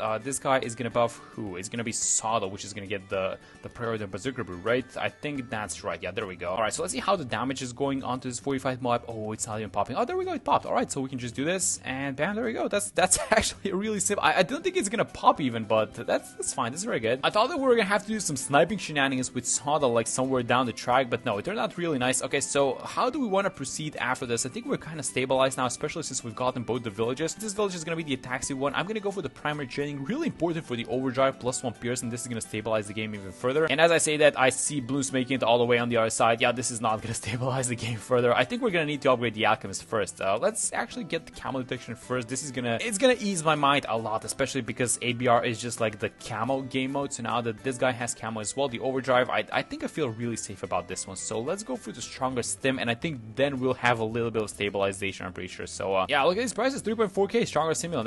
That's insane. That's a lot of cash. I'm pretty sure the impoppable modifier is gonna be the one that's gonna be annoying. Yeah, not the ABR one. Our win condition is miles away, and I say miles away because we're gonna need to get the tag zone first, which I'm not used to seeing it at this price. It's 24k, and usually I think we buy it for like 19k because the majority of the times to get the tag zone is in like a boss event, which has the normal mode is the underlying game mode. So like seeing this thing 5k more expensive is really crazy. But yeah, this is the first thing that we have to do, and then this guy is supposed to hold on until we get the best. So yeah, that's just alternate Chimpapalo for you, I guess. But we have a BFB on 54 actually, so let's see if we need to intervene with this one with the solid ability. I'm pretty sure that we have to. So as soon as we pop these guys, I'm going to use the level 3 ability just to snipe some of these ceramics, and I think that's going to be good for this one. There we go. Overall, we're doing amazing, and now finally, boom, we get the tag zone. So this is a huge stabilization tool, I guess, for the upcoming rounds, because this is hopefully going to carry itself, I hope, like into free play, maybe even a little bit before free play, because at the end of the day, this is still ABR. Yeah, let's actually have the Dartling like this in the middle. It should be able to attack the entirety of the map, especially because it has a super long range in its projectile. So I think I'm gonna go for the top hat. Actually, it's under the range of both discounts, so that's really nice. And this round 62, are we gonna get level 10 for round 63 is my question. That's gonna be a good one, especially because we're probably gonna need it to react. No, it's gonna be super close. We do have the money to buy it if necessary, but let's just see how we're gonna do on this one. So first wave, it's nothing special. It's just gonna be normal ceramics, so I'm not gonna be doing anything for this one. I think the second one is camos though, so I wouldn't even mind using the level 3 ability onto these guys. Yeah, as soon as they appear, I'm actually gonna do that. Let's not take any risks. They might even be 45. No, it's just camos, but I'm still gonna use the ability, so let's just clean these guys a little bit faster. Let me just micro the darting a little bit. And then the last wave is actually just small up class boost, which is not gonna be that problematic. I mean, look at this. This is the easiest out of all of them. Yeah, there we go. That's the ABR round 63 for you. Alright, let me check the price on the bat. So this is 14.4. Oh my god, this is 14.4, and then the Bez is 69.6. Yeah, that's so much money that we have to save up. I feel like the Bez is going to be in the 90s, right? Because look at this thing. It's round 69, and we still even haven't bought the bats. But we're gonna buy right now. I feel like it's gonna be on this round. Yeah, let's just get this thing going. I'm gonna set it on target independent. I think we should be giving it an alchemist as well, by the way. Yeah, let's go like this. Let's get an alchemist. Make sure the alchemist is in the range of both discount villages, but at the same time, it doesn't reach the ninja up top. So it's gonna get close.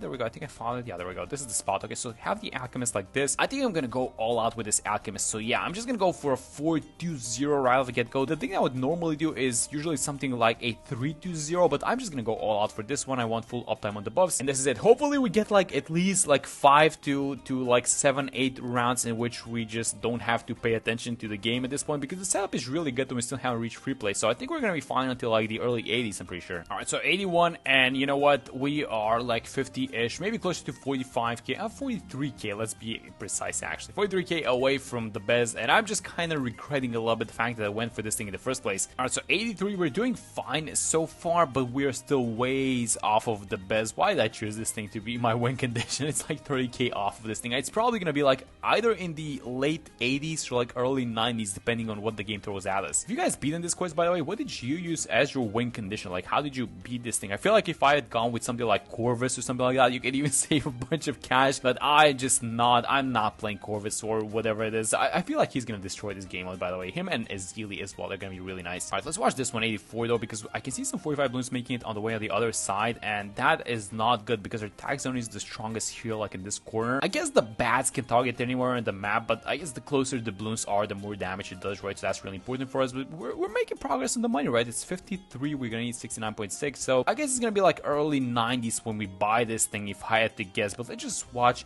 everything how it goes versus these 45 balloons, because they're the most concerning to me, I think. Oh, by the way, 87 has 5 ZRMGs as opposed to the 4 on the normal game, which doesn't seem like it's too much, but it might be an issue, I guess. So do I need to micro the bats? It doesn't look like, at least not yet. Okay, that's very good. Oh no, DDTs, wait a minute, how are we doing with these guys? Do we Soda or do we just, oh, we're gonna have to do something with these guys. Okay, let me just use the level 3 ability now. We're still missing a lot of damage. Okay, so that's a, oh wait a minute, they actually popped. Is this guy actually gonna clean them out? No way. Oh my god, no way that just happened. Yeah, this thing is insane. Its range is so good, but those DDTs, they caught me off guard a little bit, I'm gonna be honest. I'm glad we saved the level 10 ability. I guess we could have wiped them if necessary with the sword charge, but it's fine to have it like this. Okay, so I think I'm gonna take this targeting into my hand, and I'm just gonna do it by myself, because target independent means that all of these guns are attacking at a different target, so the damage is not really consistent. But at this point, because we don't have the MIB, we're just relying on AMD buffs essentially to pop DDTs, which is not good in its own. So we're gonna have a couple more. I'm gonna use the level 3 ability, so 4 DDTs this time, but I think we actually have it. Not only did I'm microing it, but I feel like it's just not as complicated as the previous one. Alright, so making good progress, making huge progress actually. The second we buy this thing, it's probably going to be game over, and we still need to buy a couple of other things, but let me just micro it, make sure we don't mess it up. Let's use the level 3 ability, and as soon as we get, there we go, bam, let's get the best. So now I feel confident saying this thing will target independent because it just does so much damage. And I guess the next thing that I'm hoping is that we don't get any DT, so 93, because we need, oh my god, the second I say it, we need the MIB, and these are even 45. Okay, so let's use the level 3 ability, see if this is gonna be enough. The best does a lot of damage, but no, it's still relying on the AMD buff, but yes, we take him down. That's very good. I feel like we're getting super lucky with these AMD buff timings, especially because the best does a lot of damage by itself, right? So it's not a problem. Alright, so what do we do now? Once we've gotten the MIB, 95 should be taken care of by all of our guys. The Tack zone cannot pop, but DDTs as well. Oh, look at this thing. Look at this thing. These guys, you don't even see them appear. They just appear. They, well, disappear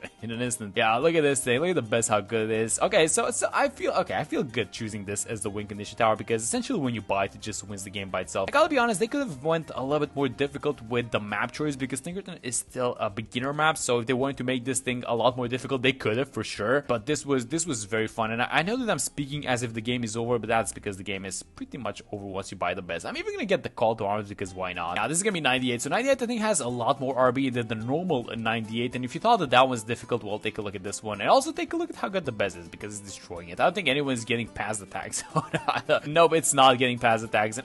Maybe a few ceramics, maybe if I'm microing this thing, because all of these guns are attacking a different target, but yeah, this is just not even close. Alright, so some 45 TDs, so let's, what else can we do to help these guys to love it? I mean, it's not like we need a lot of extra damage, but I wouldn't mind buying something, but I think if we buy it, we're gonna need to have it like, this is not the spot, but I'm still gonna buy it like this. I'm gonna buy an Embrittlement Ice. This is just gonna add like +1 damage to the attack, and we're gonna have a normal bat on 99, and then it's gonna be a 45-1 on 100. So here comes the 45-1 around 100, and we have a call to arms. So whenever it reaches the Tack zone, let's just use it. Let's dish out as much damage as possible. I'm gonna use the level 3 ability as well, and yeah, that should be about it. Even though this guy is a little bit beefy, but yeah, that should be about it for this one. And that's the quest, Alternate Chimpapple. That was very fun, actually. So that's gonna be it for this one. Hope you guys enjoyed the video, and I'm gonna see you on the next one. And there it is, an elite boss on Chimps mode, which is absolutely wild. I don't think that we've ever seen, or at least I cannot remember the last time that we've ever seen anything like this. So yeah, this is gonna be a really fun one. So a lot of things and a lot of things to talk about to you guys about this one, and actually a lot of things happening in general. So let me just get things going first with the initial setup, and then I'm gonna talk to you guys about everything that I plan on doing. So we got Pat Fusty as the hero. Let me just start things off with a 203 Tack. Alright, so now that we started off, let me talk to you guys about what is happening, and let me just pull up the rules first, actually. So no Super Monkey, an important tower, which would have been really nice if we had this one. Starting with $4,500, and then the mob speed is 65%, the mob health at 250, really important. The boss health at 25%, and then the speed is at 40%. Obviously no Paragons. I guess it would have been difficult affording Paragons in the first place, but Ninja Kiwi did actually take care of the money generation, because even though we cannot farm into this specific event, as you guys can see, these rounds are a little bit more dense than usual. So for example, look at this thing, we're in round 10, and we have a lot more balloons that you would normally have around 10, and that is because Ninja Kiwi has added a bunch of extra extra small balloons so that we can make up for the amount of money that we're not going to be able to farm. So again, money is going to be tight, don't get me wrong, but it's probably not going to be as big of an issue as you might think going into this. Actually, the normal boss is on normal mode, and then the elite boss is on hard mode, which might make things a little bit more interesting. So I brought Pat Fusty as the hero because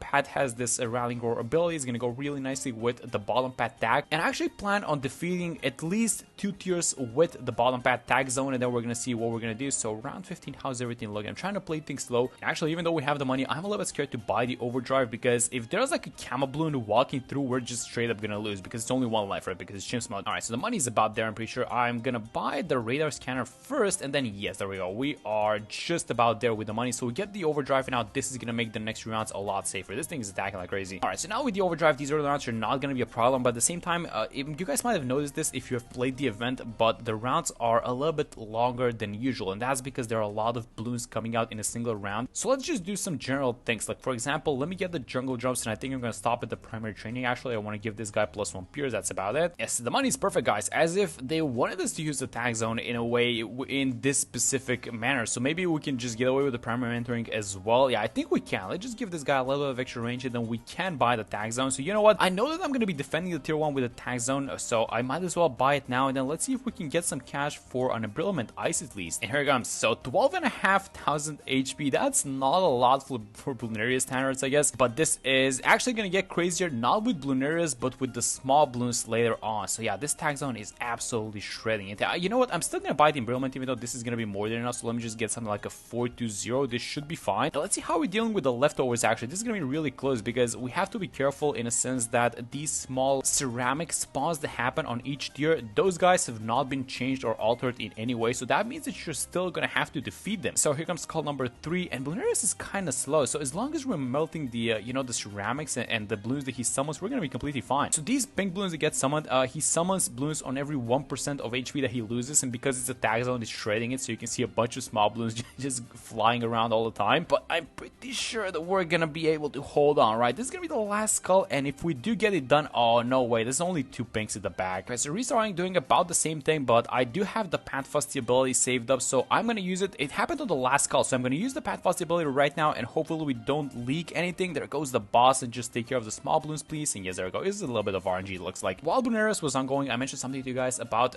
the small balloons actually being a problem and not Bloonarius itself as much. So the reason why I said that is because the mob HP is at 250%. And if you guys know how Bloonarius works, on each skull starting from tier 2, he's going to be summoning mob class balloons. So he's going to be BFBs, and then eventually goes into bats and DDTs, and those guys just become stronger and stronger. Then you go into free play, and they get some extra ramped up HP. Alright, there we go. So round 53, we just got the money for the ultra boost. Let me just buy this thing, and let me just start getting the ultra boost going onto a tag zone. This is going to be probably the only tower that I'm going to be focusing on. Alright, so round 59, let me check how many stacks I was able to get onto this guy. So 8 stacks in total. Yeah, not maxed out currently, but we're going to get it during the boss fight at least, I'm pretty sure. This is going to be the last ultra boost. So this is 10 stacks. The HP is going kind of fast, but again, one of the things that the tag zone misses unless you're going for the Melkron's path is just going to be extra pierce. And we know for a fact that we're actually going to be going for the call to arms in the homeland eventually, so might as well buy them. And no, look at this thing, we're already leaking. Alright, so we need to find a way to stop the leaks, and I'm just questioning what is that going to be. I mean, maybe we can buy something like, are we still at 10 stacks? Yeah, we are. Okay, so let me just overclock it again, or I should say ultra boost it again. And then one of the towers that I was eyeing was going to be the Flying Fortress. So you know what, might as well buy the Spectre for now. The Spectre is going to be the cleanup actually from all these small balloons, like these small rainbows, ceramics, or whatever is left over, and then the tag zone can deal with the boss. And how is everything looking? I mean, I feel like the tag zone is doing its job. It's just that the fact that it doesn't have a lot of pierce, right? Oh, let me use Pat's ability just to get some extra damage onto these guys. Oh my god, look at it melted though. Look at the HP up top. No, this is actually going to cause some trouble for us, I'm pretty sure. And I even ultra boosted the Alchemist. No, I should not have done that. I wanted to click the tag zone. Let's see if the Spectre is going to be able to defeat by itself. I mean, as long as it holds on with these small balloons. No, I see some of them leaking. There we go. That was really clutch by the Spectre. And this is going to be the last one. That's a huge mess on screen. But as soon as the boss pops, made things get a little bit easier. So here comes the boss prompt that we popped it. But there are a lot of small balloons on screen. I'm not sure if we're defending this. I'm going to need the Spectre to just handle these guys at the back. And how is it looking? It's not looking too hot, guys. Nope, we're going to leave. I'm pretty sure I threw that one by ultra boosting the Alchemist. But look at this thing. These guys are literally right next to each other. So I guess the misclick was easy to happen. But this time, I'm actually going to ultra boost the Ace. And let's have it move back like this. I think I'm going to use Pat Fusty's ability. Just get of this boss as fast as possible. No, go back with the A's, just defend the exits, and this is about it, I'm pretty sure. Yeah, so as long as we're just defending the exits from these balloons, we should be fine. And let me just have this balloon like, oh, my ace micro. How's my ace micro looking, guys? I think as long as we micro the ace correctly and we just make sure we're defending the balloons at the back, we should be fine. But that's a lot of leftovers, actually. Alright, so we do stabilize a little bit, but look at this thing. I think we're looking at like at least 2 skulls of summons that we have to deal with. And you know what? I'm gonna do the exact same thing. I'm gonna ultra boost the ace again. So 2 stacks onto this guy is gonna become the flying fortress anyways. And I think we have it this time. Yeah, there we go. That wasn't so difficult after all. Okay, so let me just keep ultra boosting the Spectre. We are at 6 stacks currently. He is not under range of the camo village, which I guess is kind of fine. I mean, we're not exactly that concerned about camo balloons, at least not yet. And then the next thing that we're going for is just straight up gonna be the flying fortress. It would be really nice if we could do a couple of things. So number 1 is the flying fortress, number 2 is the super mines, number 3 is the perma brew, and number 4 is the homeland. And I know that I'm making a lot of demands, but yeah, that's gonna be my ideal setup for this. It would also be really nice if we could afford the mat, but at that point it's just a compromise, right? Because if you get the mat, you're gonna have to sacrifice something else, and I don't know what to exclude from these things. Like, is it gonna be the flying fortress or the super mines? I guess it's gonna be one of those two. All right, so round 79, the tier 3 is about to appear. So one of the things that I did was I bought the spike mines. It's just like a 420 spike mines. I wanted to get with the ultra boosting on this thing as fast as possible, so that we have no downtime on the ultra boost in general. So this thing is up to 7 stacks currently, and I know that it set our flying fortress back a little bit because we would have had it by now, but I think we're gonna have the money in like the first few rounds of Bluenaris, and Bluenaris is really slow, so I don't think it's gonna matter that much. So let's see how we do. Yeah, let's get the flying fortress up and running as fast as possible, because this tag zone, don't get me wrong, it's probably doing well, but it needs a little bit of helping hand now, starting from the tier 3. So we have the money right now. Let me just buy this thing and let's see how the damage is going on to the boss, and if like the flying fortress was even a good idea to begin with. So one of the things that it does well actually is that it has multiple attacks, so that you can actually deal with all these leftovers. The balloons are going onto the sides, but let's see if it's dealing with these guys, the summons, and so far so good. I'm pretty sure that's like a bad balloon which still hasn't been popped from the first skull, and the second skull is about to appear. Yeah, that's gonna be a problem, isn't it? Let me just check the pops onto the flying fortress. It's doing well. So, and keep in mind, this is without any damage amplifiers and without the homeland, which again I do want to buy eventually, even if it's like the call to arms or one of those things is gonna happen for sure, but we have to get the super mines first. And look at what's happening. The boss is just so slow that I think it's just like the tag zone soloing it at this point. Like, this is tier number 3, and I'm pretty sure that the tag zone is responsible for like the majority of the damage for all 3 of these bosses. It's just that you need cleanup versus the small balloons, and that's pretty much it. So let me use Pat Fusty's ability, and actually one of the things that we have to do is probably ultra boost Pat Fusty, as funny as it sounds, because he can stun balloons by attacking them. And so if he has a lot of attack speed, then he's gonna be able to stop all of these guys, right? So he's gonna be able to kind of act as a stall for us in a way. So that wouldn't be such a bad idea, I'm pretty sure. So where's Pat Fusty? Here he is. Let me just get a couple of ultra boosts on him right now. He has 2, and that's gonna be a tier 3. So not too difficult, again, just because Bluenaris doesn't have a lot of HP, and the problem is gonna be these guys, the leftovers and the summons, and it's only gonna get crazier. I think tiers 4 and 5 are gonna be the most difficult ones out of all of them. You know what I'm doing, by the way? I'm ultra boosting the Alchemist, and I actually have no idea if it works like this, but I'm just doing it for fun because the ultra boost isn't doing anything currently. All of our towers are ultra boosted, and don't get me wrong, this is something that I'm supposed to know, but I don't. So maybe you guys do know. If I ultra boost the Alchemist, is he gonna be throwing out the buff a little bit faster? I know there is this internal cooldown which prevents towers from getting buffed again until that internal cooldown passes, but if, you know, assuming the cooldown has passed and this Alchemist has a lot of attack speed, does it distribute the buff faster? I don't know, we're about to find out. I'm keeping it going. But yeah, it's round 99, so we do get the money for the super mines. Bam, right on time actually for the tier 4, and this is gonna be really close to how our tier 5 defense looks like. So 2 million HP on this guy, again, not too serious, but Bluenaris himself is probably not gonna be a problem, because look at what happens. Look at the balloons that he's actually throwing out. It's Moabs and BFBs, and that's kind of crazy because these guys have like 250% HP and it's round 100. So I'm really banking on the super mines doing a lot of work for this one. Actually, the super mine is a really strong tower. I used it in this week's Odyssey. If you guys have played that one has Moab HP at 5000%. But let's see how we do versus this one. So it's gonna be 45 bats, 45 DDTs, and then just a lot of small like Moabs and BFBs getting spawned all around. And already I can see a huge chunk of our mines being gone. Yeah, that's not good. Oh my god, what is even happening? I guess let's get the MIB. Let's start saving up money for the call to arms. It's 21,000. Again, not too bad because we're making a lot of money, but oh yeah, definitely a lot more difficult than the previous tiers, even though we got the super mines going. So I'm just thinking, what is the plan for the other one, for the tier 5? The call to arms and the homeland are going to be really important for our entire setup, just because all the towers that we have benefit a lot from the double damage and the pops. Not too many towers benefiting from the level 3 ability. Actually, it's only gonna be the Tack Zone, but you know what? If I check the Tack Zone spots, it's gonna be like in the millions, right?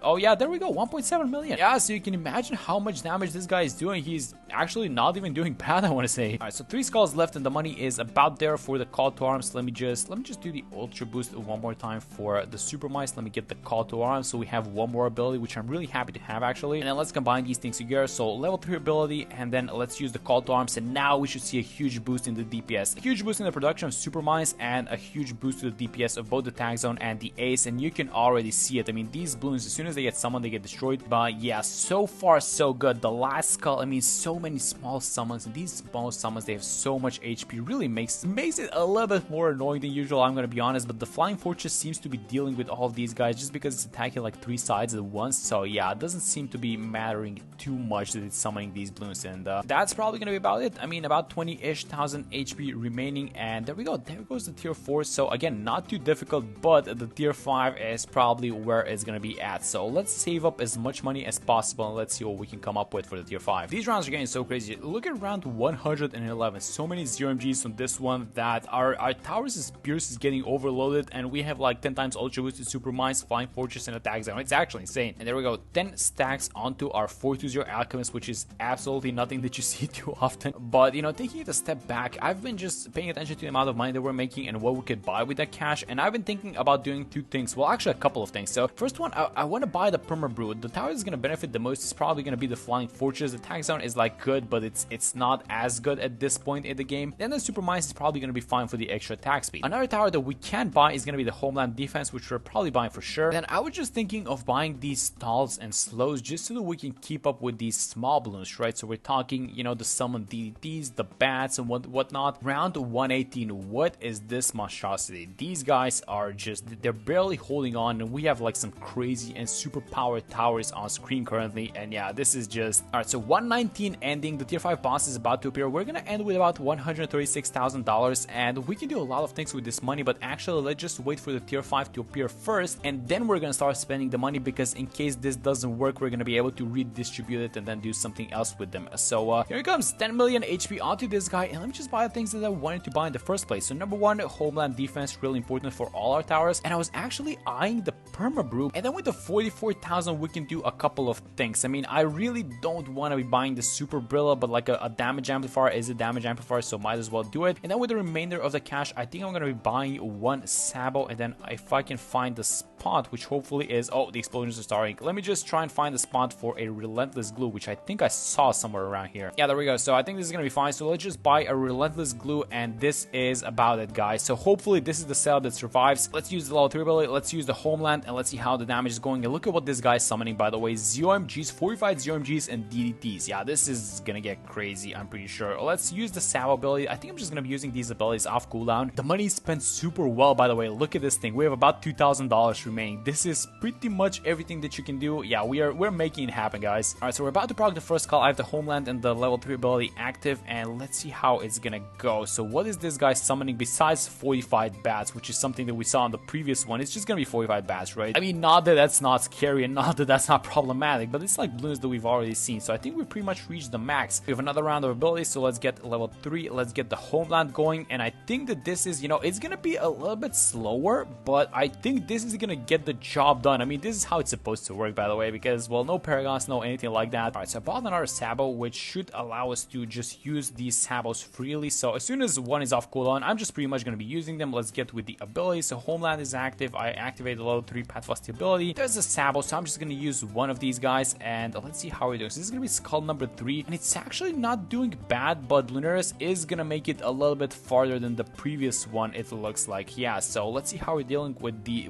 spawns from this skull. How many 45 bats is that? I can see like 1, 2, 3, at least 4 I can see. Yeah, and these guys are super beefy. About halfway there with the HP, and we're gonna proc skull number 4. So let me use the Homeland. Let's use the level 3 ability, and actually we've made a little bit of cash, so I was thinking of maybe using the cash to buy like one more 420 ice like here on the side, which does stack with the super build. So I just have it like this. And now let's do a pop count check. What's the tower that you guys think has the most amount of pops? I'm pretty sure it's gonna be the Flying Fortress, actually, not the super super mine. So let's just do a quick check. This guy is at 36 million, and then where's the super mine? It's around here. How much is this? It's at 26. Okay, so I was correct. So Flying Fortress is pulling ahead by a lot, it looks like, with the super mines, but the super mines are actually doing a lot of damage by themselves. This is why this was a very good choice. Like, look at this pop count. It's ridiculous. All right, so 2 skulls left. Let me do the ultra boost. This time on the Flying Fortress, I'm going to use the homeland as well, and then let's watch with these summons. So this is going to be, again, another 4 or 5 fortified bats. And the problem with these fortified bats is look. So look at where Bluneris is, and then look at where these guys are getting spawned. They're getting spawned a lot in front of Bluneris, and the fact that they're just so beefy is just super annoying. Like, look at this thing. These guys are still not getting popped, and these are summons from the previous skull, and the Flying Fortress is not even like focusing these guys down. And look at this guy go. He is punching them and he's stunning them. I'm so glad that Ultra boosted Pet Fusty 10 times that I don't know. I feel like he's single-handedly holding like so many balloons from these summons. And here it comes. And dealing with these bad balloons is gonna be the most important thing that we can do in this specific run. So yeah, we're gonna need a lot of damage, actually hundreds and hundreds of thousands of damage just to deal with these bad balloons. And that was the last skull. And actually the real boss is not this green guy in the middle, it's these purple guys up top. If we can defeat those guys, then we have this boss in the back. So yeah, let me just use the Sabo. Obviously doesn't work onto the bad balloons, but let's just use it. And then we're gonna need another round of abilities. And look at this thing, these guys are not popping, it looks like. Look at their HP, it's absolutely insane. Oh, we got the pop. Okay, so just keep them in place now. Make sure the Flying Fortress goes to town. We have the Tack zone in there as well. I don't think he's doing too much, but as long as we hold them, that's gonna be fine. Yes, there we go. Okay, that was super close actually, because if those guys just make it past, they're just out of our defenses, and it's GG pretty much. So that was, believe it or not, actually kind of lucky that happened, and now we're just in the home stretch. So yeah, I think we just keep ultra boosting this guy, and then the Flying Fortress is gonna take care of this. So we actually get it done, it looks like.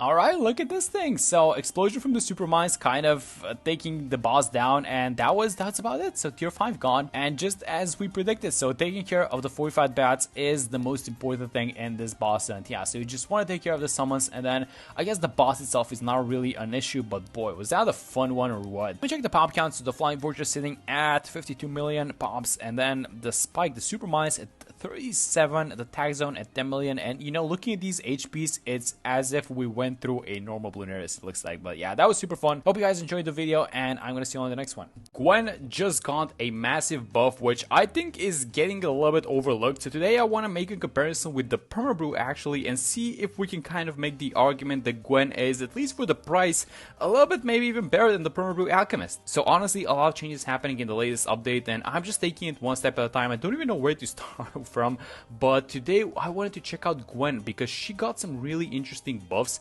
and I think that people might be a little bit overlooking these buffs and kind of underestimating what she can do now. So let me actually deal with round 15 first. I think just by upgrading this thing to like the TO2, we should be able to hold on, and let's just start with the buffs. So the first thing that she got is that the heated up spears got increased to 100. Well, it didn't get increased, it didn't used to have a pierce cap, it was a duration limited, and now it has a pierce cap. And the reason why they did this is in the next one, which is that the attack rate levels, level 12, 15, and 18, no longer reduce the heated up frequency. Okay, so let me explain that, because I don't think that people know what this exactly means. So first off, Gwen has this level 4 ability, which is called Heated Up. It's a passive ability, and every few seconds it creates a powerful blast wave of fire that pops balloons and adds fire to nearby monkeys' attacks.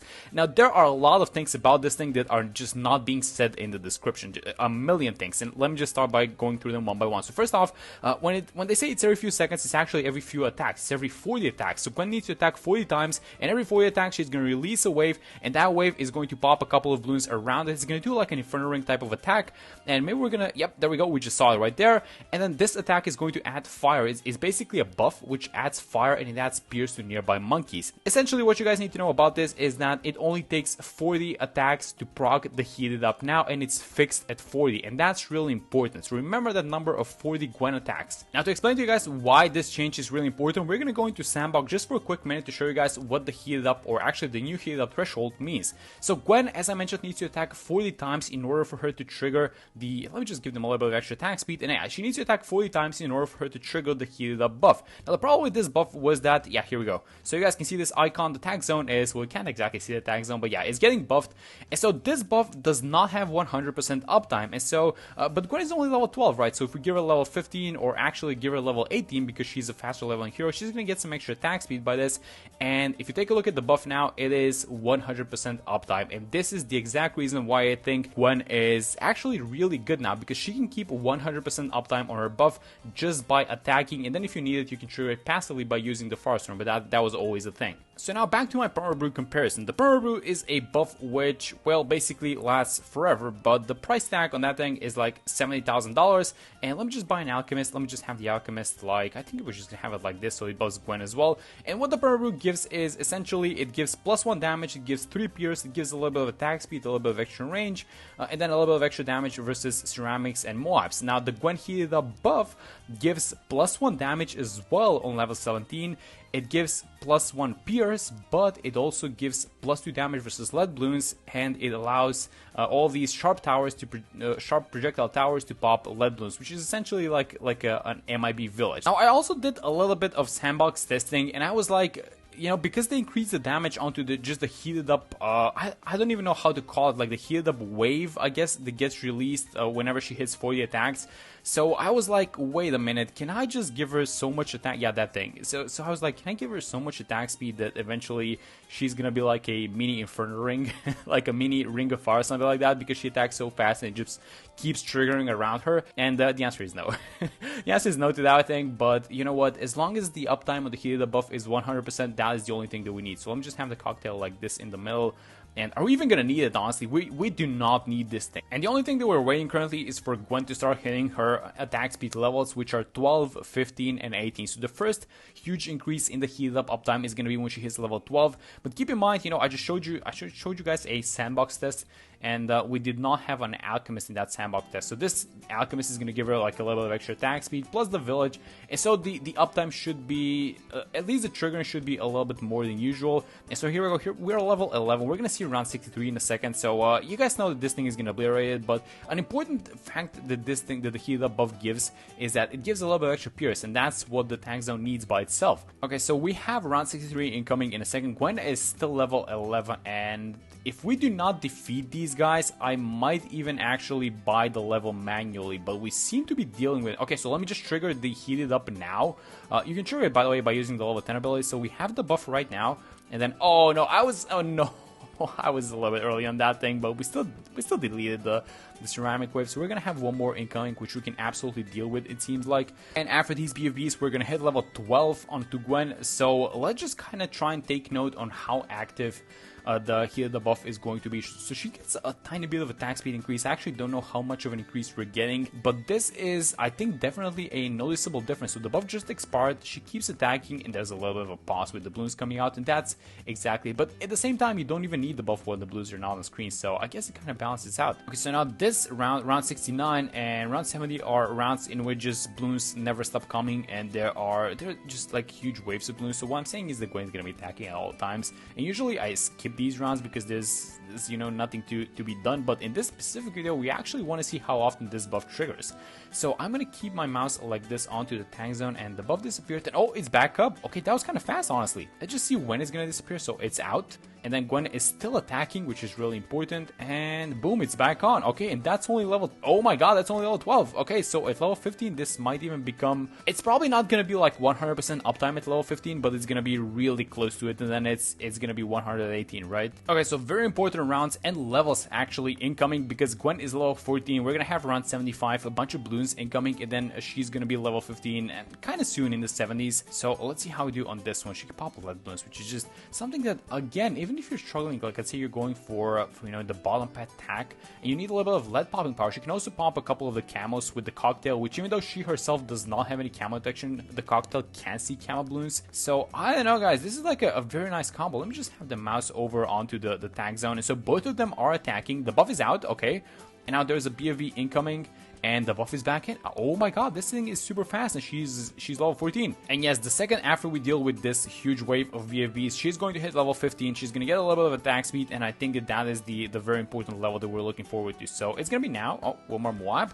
And then look at this thing, round 78 incoming with the huge waves of ceramic balloons. That's just perfect. Okay, so she got a little bit of extra attack speed, and let's just see how we're doing with the uptime onto this heated up buff. So I'm really tempted. So the buff is on, okay, and she keeps attacking. It's still on. And it's still on, and it's still on. Okay, so now this should be the perfect round because this just has a bunch of rainbows which are coming out non-stop. So now let's watch the uptime onto the heated up buff. So the icon is up, and it is, oh my god, that's like almost 100%, right? It's down, and it's up immediately. This is insane. Okay, so at level 15 it's almost 100%. That's crazy. Yep, almost 100% uptime. I mean, that's just insane, guys. Come on. She does have an alchemist, which is like 17.6% attack speed, and that's like another 17.6% attack speed from the village. But these are just normal things that you would normally have in a game. It's not like we're overclocking or something like that to get the, you know, to bump up the numbers. Okay, huge Moab wave, and I'm actually going to overclock Gwen, so she attacks a little bit faster. Let's see if this is going to, we were at like 95% uptime on the buff, and let's see if we're gonna reach 100, and I think we have. Yup, this is 100% uptime on the buff, and it's not even funny. But normally, you know, you wouldn't overclock Gwen. Normally, I wouldn't overclock Gwen. I would overclock the Tack Zone, and she is going to reach level 17 first off, which is really important. So the monkeys are going to be able to up one extra layer. That's +1 damage, and then +2 damage to lead balloons. So those DDTs are actually going to be taking +3 damage, and that's only from Gwen. And by the way, this enables the buff enables the Tack Zone to pop DDTs, which is just insane. So what I want to do is I'm actually going to get the Ultra Boost, and I'm going to Ultra Boost this thing at basically as many times as possible before the game ends. Oh, let me just use the overclock now because things are getting a little bit dicey. And she is going to be level 18 onto the next round. So that's going to be around 90 just for the DDTs, just in time. And that is when I think that without doing anything, the buff is going to finally have 100% uptime. So let's just watch. So here she is. She just got the level. And let me just watch this thing. So as long as she's attacking, so there we go. We got the buff.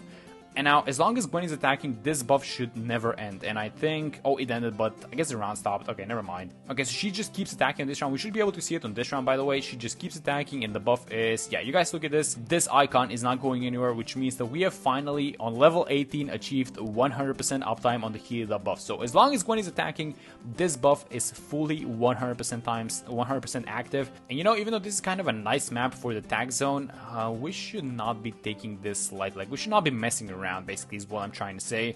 So let's just deal with this thing. Here comes the ultra. Oh no, I'm $200 off. Okay, so let's just buy it now. We're gonna have some DDTs, by the way, and we're not worrying about DDTs. You guys know why? Because of the heat up. Yes, I love this thing actually. You know, the problem with the Ultra Boost is, again, you can only Ultra Boost 3 times per round, so I'm not even sure we're gonna get to 10 times. We're gonna go as much as possible. I should also be buying some support towers, by the way, because these rounds are no joke. So let me just Ultra Boost this thing, and let's see how we do. So the buff is still active. I mean, I can still see the icon up top, and it's not going away, is it? I mean, if you can see something going away, that's the Alg buff getting spent. And yes, this is just like a normal Tack Zone, which is just eating up round 94. I mean, that's insane. And now look at this thing, DDTs incoming. No lead popping power, but no problem actually, because, well, I'm not gonna mention it again, but it's this little icon right here. Yeah, that's the thing. And if you just kind of run out of the buff for some reason, you can just use the Firestorm ability, and that is going to add the heat up onto your towers. I feel like this is a really significant change, and I feel like this, you know, it's still, when you compare the buffs side by side with the Permabrew is obviously better. But the thing is that Gwen only costs like, what, $700, $800 in Chimps mode, and you get all of this thing for free, basically. Oh, we just leaked the blue balloon. Is that it? Is this like, oh my god, we just leaked the blue balloon. I can't believe this thing. Okay, that's gonna be fine. But yeah, the fact that you get all of this for free, basically, by just buying a single hero is just insane to me. So, and I think that Gwen just has a huge value, especially for strategies that include like fire, which are towers that she... Oh, wait a minute. Alright, so that was probably the saddest loss. So I'm just going to use the cocktail. And yeah, we should be able to lead these rounds no problem, because the cocktail actually does get stronger as she levels. And there we go. That wasn't even close. And if you guys are noticing, I don't have any support towers. Well, not any slows or any stuns. So normally you would have something like, I don't know, like a Relentless Glue or something like that. And we do have the money for it. We have a bunch of cash, and we have 7 Ultra Boost stacks onto this thing. But we are leaking a little bit of balloons, and you know what? It would have been just too good if, you know, this was everything that you needed. All right, so let's fix this thing. Let's get a 042 glue on the side. This is gonna be +2 damage for the Tack Zone. It would have been too good to be true, guys. I'm gonna be honest, but I think that we would kind of sort of fix the problem. I'm just gonna start getting ready for a Spike Storm for the battle round 100. 100, and let's see how much of a difference the glue plus the I guess we bought 2 glues. I was gonna say the glue and the boomerang, but we just bought 2 glues, so let's just use the ability now. We do have the Gwen's Firestorm, but I'm kind of saving that, which I probably should use right now. And then we are gonna have an ultra boost in a second. Let's use it, and oh my god, don't tell me we're gonna lose to these guys. Oh, look at Gwen's attacks. Yo, those were just stray attacks. Yup, that was amazing. That was very good. Okay, so let's get the Spike Storm. Are we gonna need the White Hot Spikes? I don't think that we are, right? Let's just not buy it, but let's do buy something like, if I can find a spot for it. I like to buy a just like a 4th-tier ice, just because it works well with all the towers and screens. So let's just go like, where do I want to have this thing? Like maybe right here. Honestly, let's just have it like this. Let's just buy a 410 ice, and when everything comes near, so we are at 9 stacks. So let me just watch the uptime for one last time onto this, and it's still 100% uptime. So let's use all of our abilities, and let's use the cocktail, and that is the brand new Heat It Up, which with this insane with basically this insane uptime that it has, it is so much more reliable, and it's just so good to have in a game. And yeah, I think Gwen was awesome anyways, but I think she's even more awesomer now. So yeah, that's gonna be it for this one. Hope you guys enjoyed the video, and I will see you on the next one. Okay, so today we're going to be trying half cash and combining it with chimps mode. There was this small YouTuber that tried this about 4 years ago, but we're going to see if we can beat it 30 updates later. So the way to make this work is by playing on half cash and then doing the chimps rules on top of it. Hold on, is this blue balloon gonna leak? That was a good snipe. So the way we're gonna be doing this is we're gonna be playing on half cash, and then we're gonna be doing the chimps rules on top of it. So no monkey knowledge, no selling, etc. And we're gonna see how everything goes. So the towers have to be really cost. Let me just set this guy on last for a second, just so. Okay, maybe that might not have been a good choice. Let's have him on strong and kind of snipe these green balloons, because I feel like if a green balloon makes it to the right side, he's not gonna be able to pop it. Let's see how it goes with this blue one actually. Yeah, I know snipe this time. This one is gonna leak. Okay, so I guess we're gonna go on last just for a second and then switch it back. So this green balloon, that's the one that leaked last time. I really don't want to upgrade the dart. I want to buy a second one, so let's get it. We were able to snipe it then, and I'll just get it here, I guess, to the left side. I mean, this dart positioning is not that important, I don't think. Or is it? I don't want to jinx it. Okay, let's just have the dart on the left side. The next few rounds are going to be fine. And so the way that we're going to be doing this is by buying some really cost-efficient towers in order for this to work. So we're essentially trying to beat chimps mode with half the money, but it's not really like that, because it's not just the flat amount of money being half of what it would be in a normal chimps game, but the pace at which we're getting the money is also a lot slower, so all of the towers are going to be delayed. Now, I got Etienne as the hero, so he's one of those heroes that starts off slower but ramps up the damage as the rounds are progressing, so he's gonna be amazing later on. And for the early game, I was thinking of getting a Buccaneer into the Pirate Lord, but the thing is, we need to get Etienne as soon as possible on the field so he can start leveling up, and that might be a little bit of an issue, especially in these rounds like 14, 15, where we're gonna have some yellow blues. And just as I say that, let's see how we do on 12 with these two dark monkeys. There's a green balloon. Are they gonna snipe it? No, they're not. Okay, so this one is gonna leak. So let's do some targeting shenanigans, I guess. Let's try and have this guy on strong so that the yellow balloon gets sniped. We just need to bring back the yellow balloon to a green, I think, and then they're gonna be able to deal with it. And one of those guys is gone. Okay, so they sniped it. Get this guy back on first, and there we go. Okay, so that was round 12. Round 13 should be a little bit of an easier round, just because the highest balloon that we have is gonna be a green one, but there's a lot of them. So let's see how they're gonna do actually. I mean, they're kind of getting overwhelmed, but I think they're somewhat dealing with it. No, never mind. It's 3 red balloons in league. Okay, let's try having this dart on last, and am I getting the I'm just gonna get the Buccaneer. I was having some flashbacks from all these previous zones that I was just kind of getting stuck on a round just because I didn't want to spend the money or something like that. And this is gonna delay Etienne by a little bit, but I guess we're gonna have to take it because rounds 14 and 15 were coming up anyway, so I think we're gonna have to buy the Buccaneer either way. Okay, so round 15 we got pinks on this one. Let's see how we're gonna do versus them. So all of the pinks got cleaned up. That was good. Okay, that was very nice actually. But round 19 I think is gonna be an interesting one. That's the one with regrow yellows and pinks. And hold that thought, are we even beating this one? We're not. Okay, so let's try and have. What am I doing with the? Am I microing the Buccaneer? Am I having the Buccaneer on last or something like that? I don't know how to target these guys.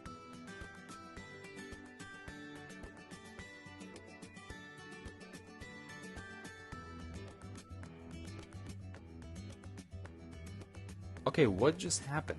Okay, so let's just have this first guy on last, and let's... I don't know how to micro this guy, so I'm gonna be honest. I don't know what to do because it's just an overwhelming amount of balloons and we're basically shooting darts at them. I might give it one more shot, but I might just buy the grape shot at this point because I really don't want to get stuck on this round. So it's looking like it's way too many balloons for these guys, and we're just shooting darts at those balloons. It's way too many balloons, that's kind of the issue. So I guess I'm gonna get something like the faster shooting. I know that the grape shot is more value, but I'm getting the faster shooting just because it's a cheaper upgrade, so we can get at the end a little bit faster. Let's see how this is gonna do. There we go, that's much better. That's not even close actually. Okay, round 21, this one has a lot of RB, but if we beat this one, we're gonna have at the end of the next one. And it's not looking good. I mean, it's the same situation like round 19, right? So I'm just gonna buy the grape shot, I think. Yeah, let's just buy the grape shot. Let's not get stuck on these rounds. I mean, at this point, you know what? Maybe I should not have done that actually. Maybe when I think about this, maybe I should have tried a micro in round 19 because this delays so many things. Because now we have to buy the camo detection for round 24 and we're gonna have to buy lead popping for 28, which means that at the end is not happening before round 30, I don't think.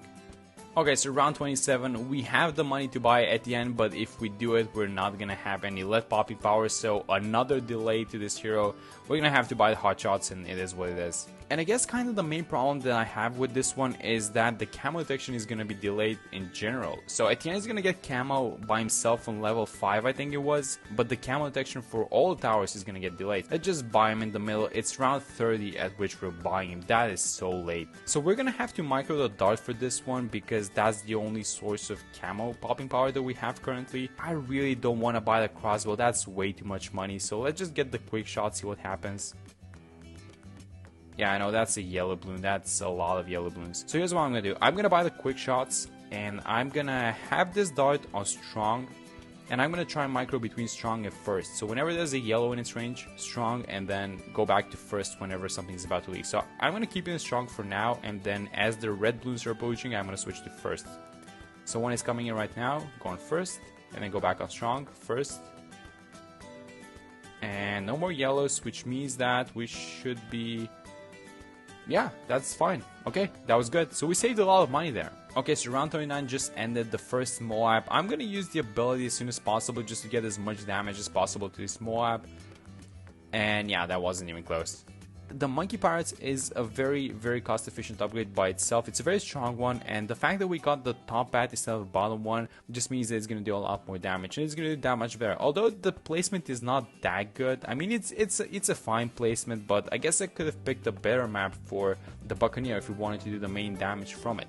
But the thing is, I want to buy a very special tower later on, and that special tower is, well, it's not a special tower, it's actually a very terrible tower that I want to buy, but I'm going to buy it anyway, so I'm going to buy it just for fun. And by the way, it's round 56, and Etienne has been on the field for 26 rounds at this point, 27, and he only has 2 drones active. He gives camo detection to all of the towers, which is the best thing that he's doing right now, but the power and the damage that he does is just very, very low, but it's gonna ramp up in the next few rounds. So we got Etienne's level 10 ability, but I'm really trying to not spend money on anything else, like not even a village, not even an alchemist. And let me just use the UCAV and see what happens. Wait, we leaked even through the UCAV? I think that was just RNG, I'm gonna be honest. Okay, let's try it with the Jungle Drums village now. This buffs Etienne as well. I mean, Etienne doesn't do a lot of damage, but it should buff the Pirate Lords, I guess. So let's use the ability. That was wave number... It leaked again? Okay, I'm gonna ditch this actually. I'm gonna buy an Alchemist, I think. Just something like, am I buying a 320 Alchemist, I think is gonna be fine. Just because I don't want to overspend on this thing. It's only going to be buffing 1 tower, and this is... That is ridiculous what just happened. So I just bought an Alchemist, and that's all it took?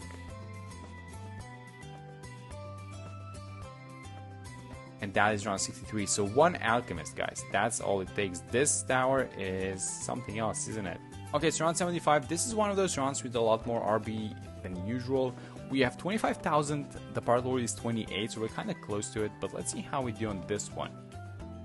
I guess we still have all of the abilities. I'm going to use the drones now, and I guess I can... Let's just hook one of these BFBs, just make it a little bit easier. And they seem to be cleaning this up pretty nicely. Okay, so round 76, I wanted to save the UCAV ability. Okay, so here's what I'm going to do. I'm just going to use the drone ability as soon as possible, so we get 2 uses in this round, and I'm going to use the hook as well as soon as possible, so we might get 2 hook uses.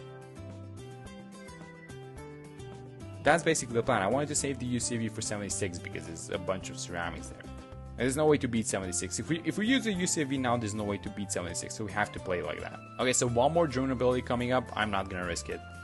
It's the same situation like before, by the way. I'm just not going to risk it this time. So let's use the drones.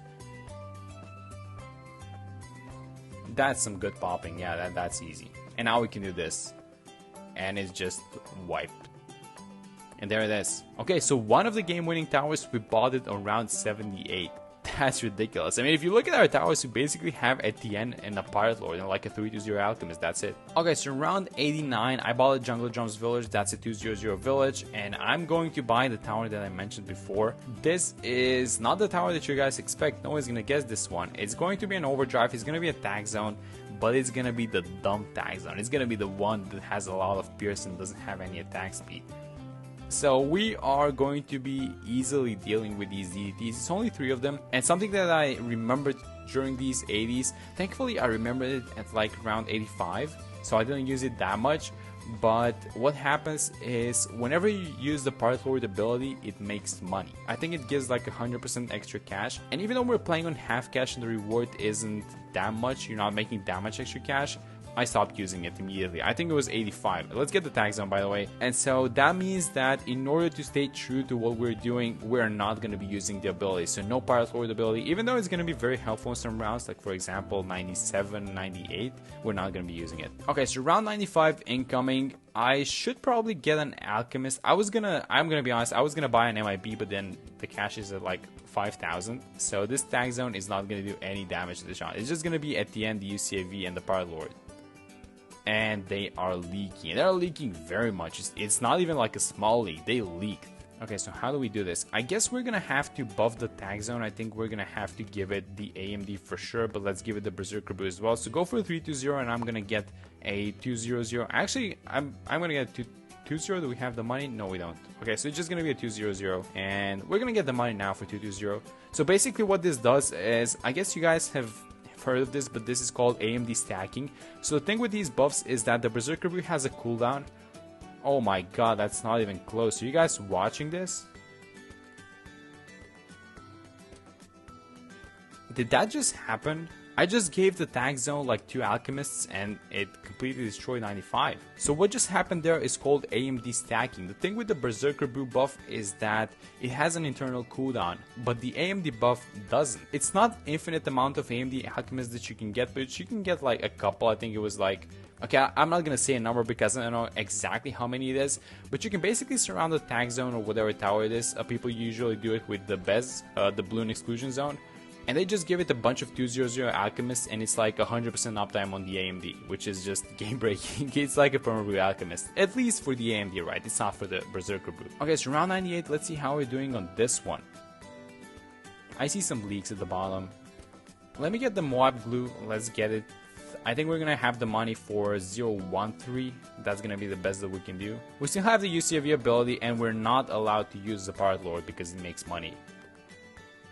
Okay, so let's try the Moab glue, and let's try not upgrading the alchemist to stronger stimulant this time. So let's just get the 0-2-3 glue and see how it does.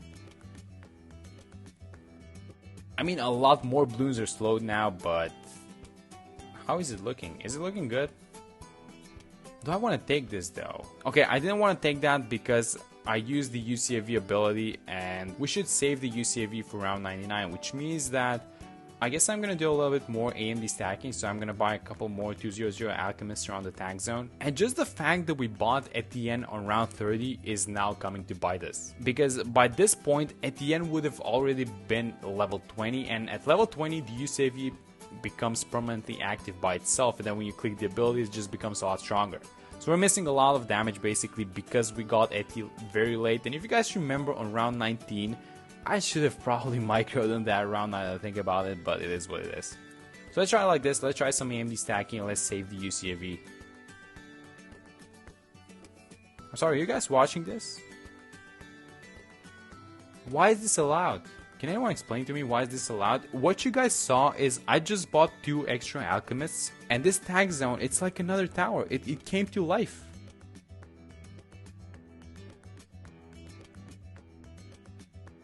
I want to have the UCV ability for around 100 because we definitely lack damage, so I'm going to restart this one as well. Okay, so let's just get a Moai Blue. I see $6,000. Let's just get something like a 023. We have the money. $7. Okay, alright. Let's see how we're gonna do now. I think this should be fine. A little bit of a slowdown for these DDTs, but that should be fine. Okay, round 100, this is what I wanted to do. I wanted to save the UCV ability, and at the end just got level 20. That's the perfect timing, by the way. And there it is, round 100. I should have used the Pirate Lord ability because we won at this point, but wow, what a challenge this is, huh? I mean, the Pirate Lord is obviously carrying. We had him for the longest amount of time on the field, so it's like a 1.3 million. And these little guys, these are the MVPs of the entire run by buffing the tag zone. So there it is, half cash plus chimps mode. We did it.